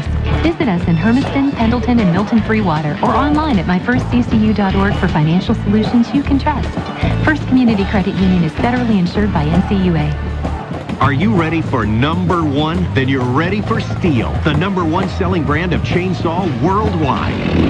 Stihl makes over 30 models of chainsaws designed for homeowners and professionals, and your servicing Stihl dealer can match you with the model that's right for your needs. Don't settle for the number of other brands at the big box stores. Get the world's #1 selling brand of chainsaw at your local Stihl dealer. Are you ready for a Stihl? Find a full line of Stihl chainsaws at Smitty's Ace Hardware, where they know and service the products they sell. KOHU, Hermiston. It's going to be a short kick over to the far sideline. Bounces off of the returner. He'll pick it up and run it just out of bounds. Crompton, really self-preservation at that point, out at about the 17-yard line. Lifetime Vision Source scoreboard update. Fourth quarter action in the Roundup grounds. Pendleton 46. Hermiston 34. The Dallas.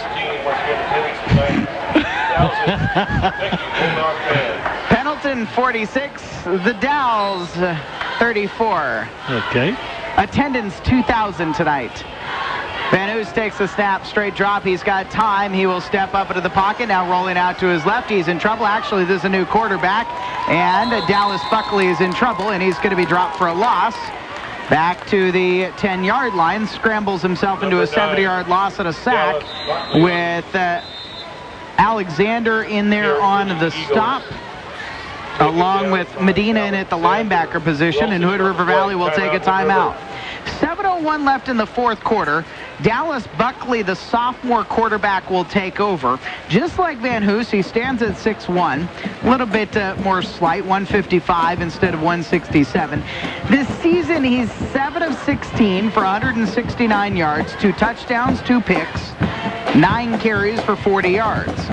I'm told in Hood River there are some that feel he should be the guy taking the snaps. But as was pointed out, if the only problem was at the signal caller position, maybe you'd have an argument. But Hood River's got some things to fix in a number of different places. They trailed tonight 53-28 with 7:01 left in the fourth period. It's going to be Alexander and Anto at the ends, and Trey Wilson at the nose tackle on this throw for Buckley to the right side, and it will be caught on the far sideline, coming to the back of the middle of the field, space down inside the 29-yard line, and there will be flags out on the tackle that was made of Wyatt Weber. And the tackle on the play was made by Gavin Drotzman. Personal foul, face mask. Face mask against Drotzman, 15-yard penalty. First down. In Stanfield, at Dick Arena Field, Weston McEwen 40-34 up with 2:13 left, although Stanfield's got it to the 9. First down and 10. From the 44, straight drop, Buckley to throw, deep down the field, right side, and it will be incomplete. Too much air under that one. On the streak play down the far sideline, looking for Wyatt Weber. Coverage on the play for the Bulldogs, number 32, CJ Flores. So it appears Hermiston and Pendleton will enter next week's regular season finale, rivalry matchup, each 2-0 in the conference, playing for the CRC championship. Second down and 10. And Buckley takes a snap, straight drop to throw, left side this time to the sideline. It's poked up into the air, incomplete, off of the hands and then face mask of Crumpton, and harmlessly to the floor. Monahan was on the coverage, and then Drotzman was in the vicinity but couldn't pull the ball in for an interception. 6:37 left in the fourth quarter. 53-28 Hermiston's lead. The update from the Roundup grounds was Bucks 46, Eagle Indians 34. Third down and 10 now. Buckley an empty backfield, 3 left, 2 right. Takes a snap, straight drop, pressure up the middle, flings it, and it's tipped and then dropped by 2 different guys. Rodello almost had it after Weber almost had it, and instead fourth down and 10. Coverage on the play for the Bulldogs, number 16, Jesse Rodello, 4th and 10.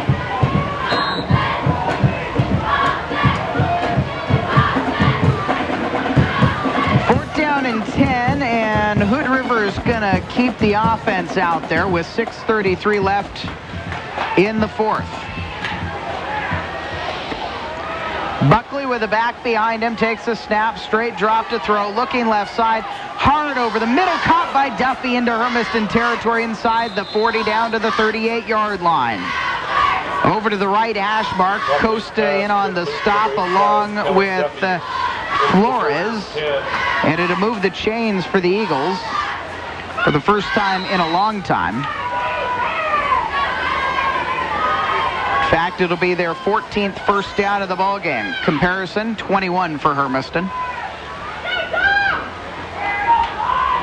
Buckley's got a pair to the left. Fisher stands behind him. The quarterback takes a snap. Sophomore throws as he's hit over the middle, and it is caught again right down the seam, and fighting inside of the 10-20 to the 15 is Duffy. Another first down and another big gain. Another 16 yards on the gain that time, Eric. He's doing a good job of getting the ball to Duffy, and like we talked about earlier in the game, once our linebackers are leaving that middle area there, they're really exploiting that middle. Duffy and Weber to the right, Vallejo to the left along with Crompton, and it will be Fisher on the handoff. He'll be stopped.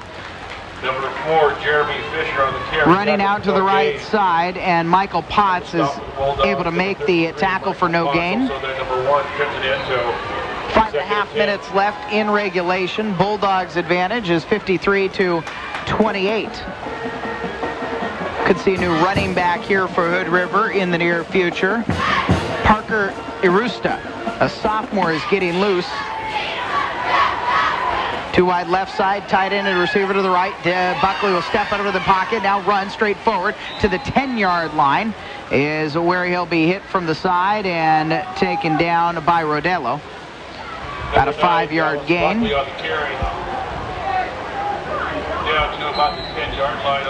Third down and 3 to go. 3rd and 4. Buckley in the pistol set with Fisher standing behind him on this third down play. will take the snap, looking to throw near side. He'll get away from a tackler, rolling out to the far sideline, jumps and throws to a wide open Fisher at the goal line for the score. 10-yard touchdown pass. Touchdown Eagles. And again, and a few times tonight, Hermiston has come very close to either Van Hoos or Buckley in that case, but they haven't quite been able to get the tackle. They dive at the legs and end up coming up empty. And in that case, Buckley able to extend the play and then throw to a wide open Fisher, who flowed out of the backfield after blocking initially. Martin Lanthaler will kick out of the hold of Van Hoos, the QB. The snap of Johnny Knickerbocker, and it's good and it's blocked. And then it is picked up, but that doesn't matter. You can't advance it. Penalty marker on the play. So there's a penalty on the play. Maybe that's why it was blocked. On the extra point attempt. You are right.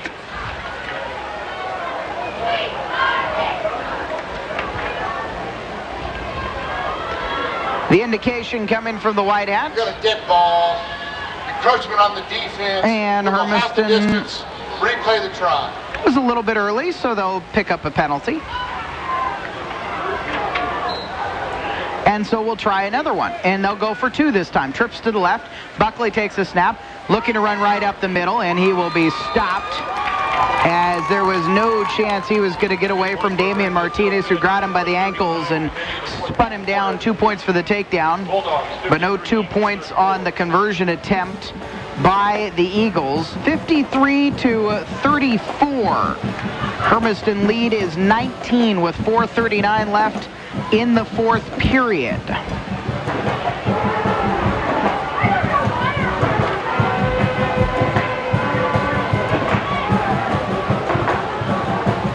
Some good games in various parts of the state. That one down in John Day is definitely of intrigue.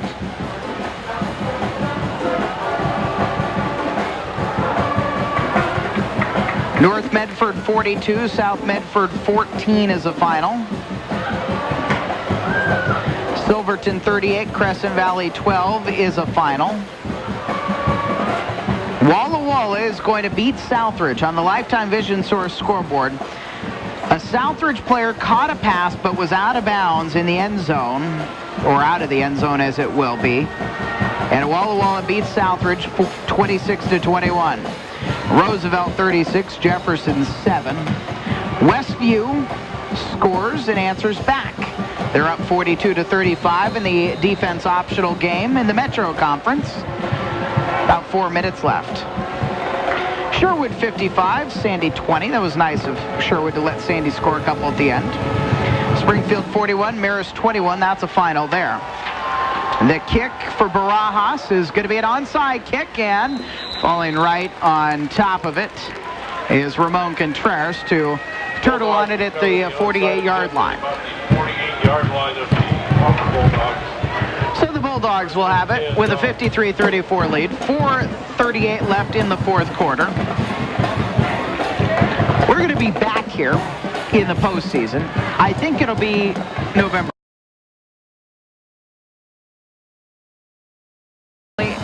At the Roundup grounds next Friday night. First down and 10 for Hermiston. Right hash mark set. Knutz in the pistol with Costa Rodriguez behind him. Turns and hands. Costa running to the right. He's got some space. Cuts back to the middle at the 45 is where he's tripped up. 9-yard gain into the arms of the linebacker for the Eagles, Johnny Knickerbocker. That's his 18th rush now, Eric, for 114 yards on the night. So he's, he's had a couple of big runs, but mostly he's really had to work hard to get his yardage tonight. Second and long one. Rodriguez again running right side. Tries to bounce the outside, stiff arms away Crompton. Moves across the first-yard marker and then gets pushed out of bounds at the 36-yard line. 70-yard gain. On the carry, taken out of bounds by number 5. I'll move the chains for Hermiston. We do have a final in Stanfield. Weston McEwen wins a battle, 40-36 at Stanfield. And they'll move alone into third place in the Blue Mountain Conference. First down and 10. Anto now the back, hit in the backfield. He'll be dropped for a loss, although the ball flips out. The whistle had already blown. Anto was hit in the backfield by the big number 64, Sebastian Barajas, the sophomore. Stopped Anto for a loss of 4 yards. Second down and 14 now from the 40 at the right hash mark. 3 minutes, 20 seconds left in the fourth period. The clock is rolling, and the Dogs are winning 53-34. Confusion on the formation. It's 2 to the left side, and Hermiston needs a timeout. Flags out before that. Marker is going to be on Hermiston. False start. On the offense, 5-yard penalty. Still second down. 11 penalties against Hermiston. 7 of those in the second half. Second down and 19 from the 45-yard line. The clock is paused, although the White Hat really wants it to move, as it should be moving. Yeah. Now it is. Caduce takes a snap, hands off to Rodriguez, running right side. He's got a seam and is tripped up just barely. Crompton got him and brought him down at the 41-yard line after a 4-yard gain. Costa almost had the hole, just didn't quite burst into that one.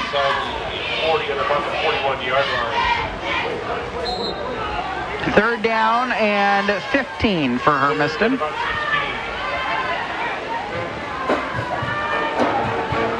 Got to get it across the 26-yard line, nearly to the 25.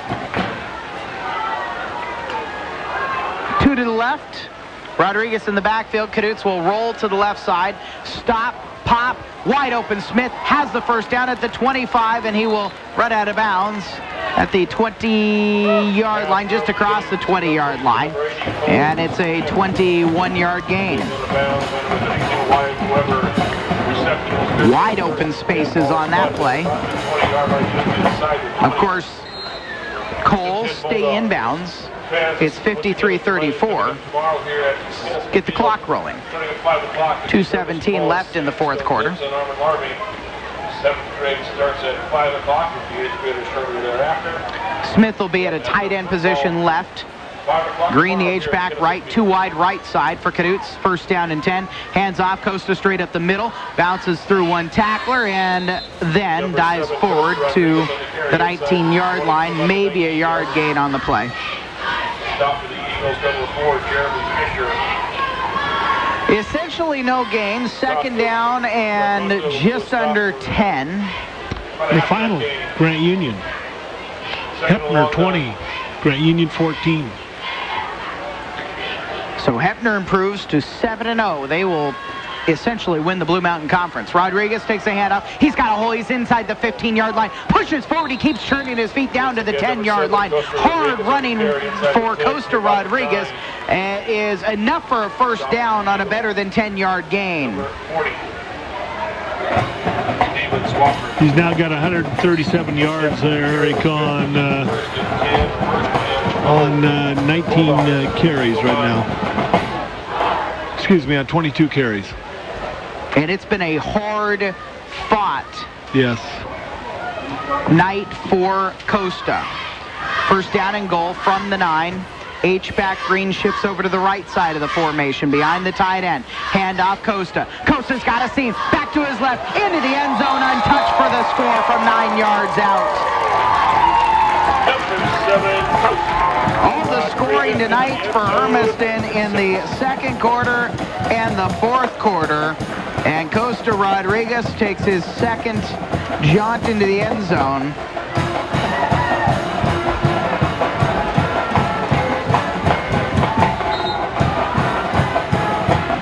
McCamey to hold. Medina to kick. The hold field is good. The kick is up. It is good. There's a flag out because Crompton came in and hammered McCamey. And so this is going to be a penalty assessed on the kick, I believe, against Hood River Valley. With 1:10 left. And the Bulldogs head coach Mark Hodges is going to head downstairs, Score is good. roughing the kicker, 15 yards on the kickoff.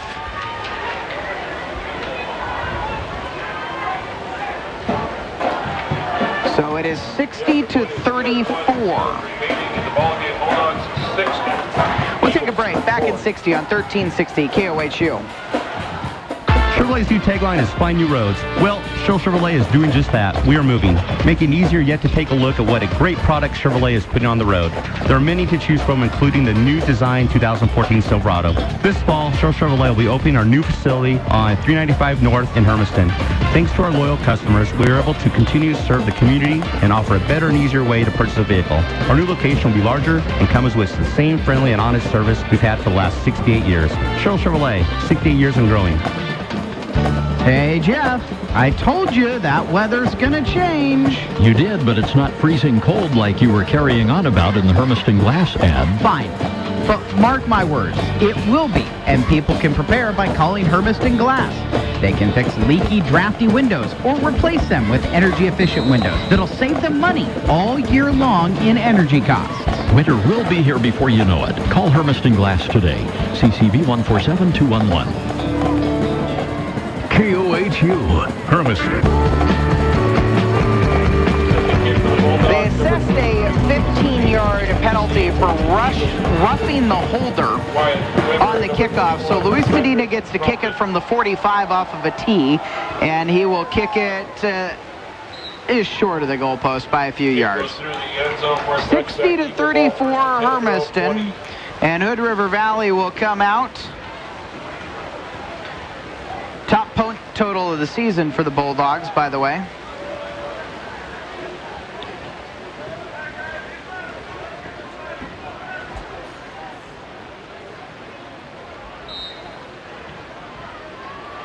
First down and 10 from the 20-yard line. For Dallas Buckley, the backup quarterback. He's got two in the backfield with him. And we'll take the snap, look at a throw. Setting up a screen, dumps it over the top of the line, and dumped at the 25-yard line is Crompton. Patrick Crompton is impressive because on the field turf of Kennison, he has found a way to get his white jersey dirty. Under a minute left in the fourth quarter. Buckley to throw.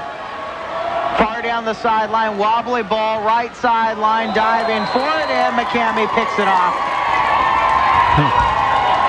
Ball just had a ton of air under it. And McCamey, who got roughed as the holder on that extra point attempt, makes the diving catch. And so we will see who Hermiston sends out with 42 seconds left. 60-34.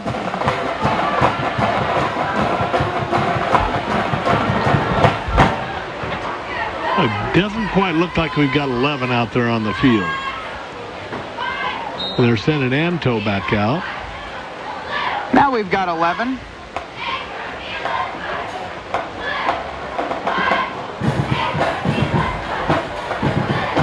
Line still intact. From left to right, Caldwell, Santoyo, Martinez, Garcia, and Finn. First down and 10. And Chase is going to take a snap and kneel on it.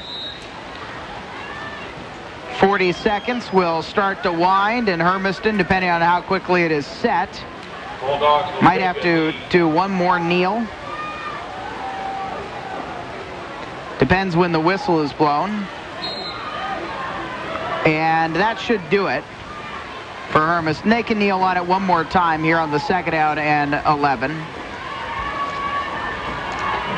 But they will come away with the victory. 60-34 the final score. Hermiston 5-3, 2-0 in the CRC. They will play for a conference title next Friday night in the Roundup grounds. Hood River Valley falls to 1-7 and 0-2 in the Columbia River Conference.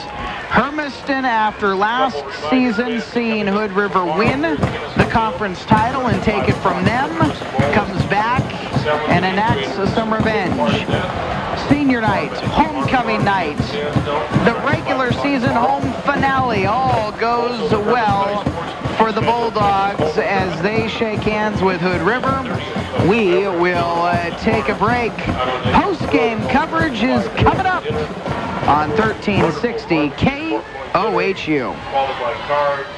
An estimated 10 million Americans show evidence of age-related macular degeneration affecting their straight-ahead vision. This is Dr. Colin Eric with Lifetime Vision Source. Early-stage macular degeneration can be detected through a comprehensive eye exam. While there is no cure for macular degeneration, early detection and treatment can slow or minimize vision loss, and in some cases even improve vision. Lifetime Vision Source, professional staff, personal care. Lifetime Vision Source, now a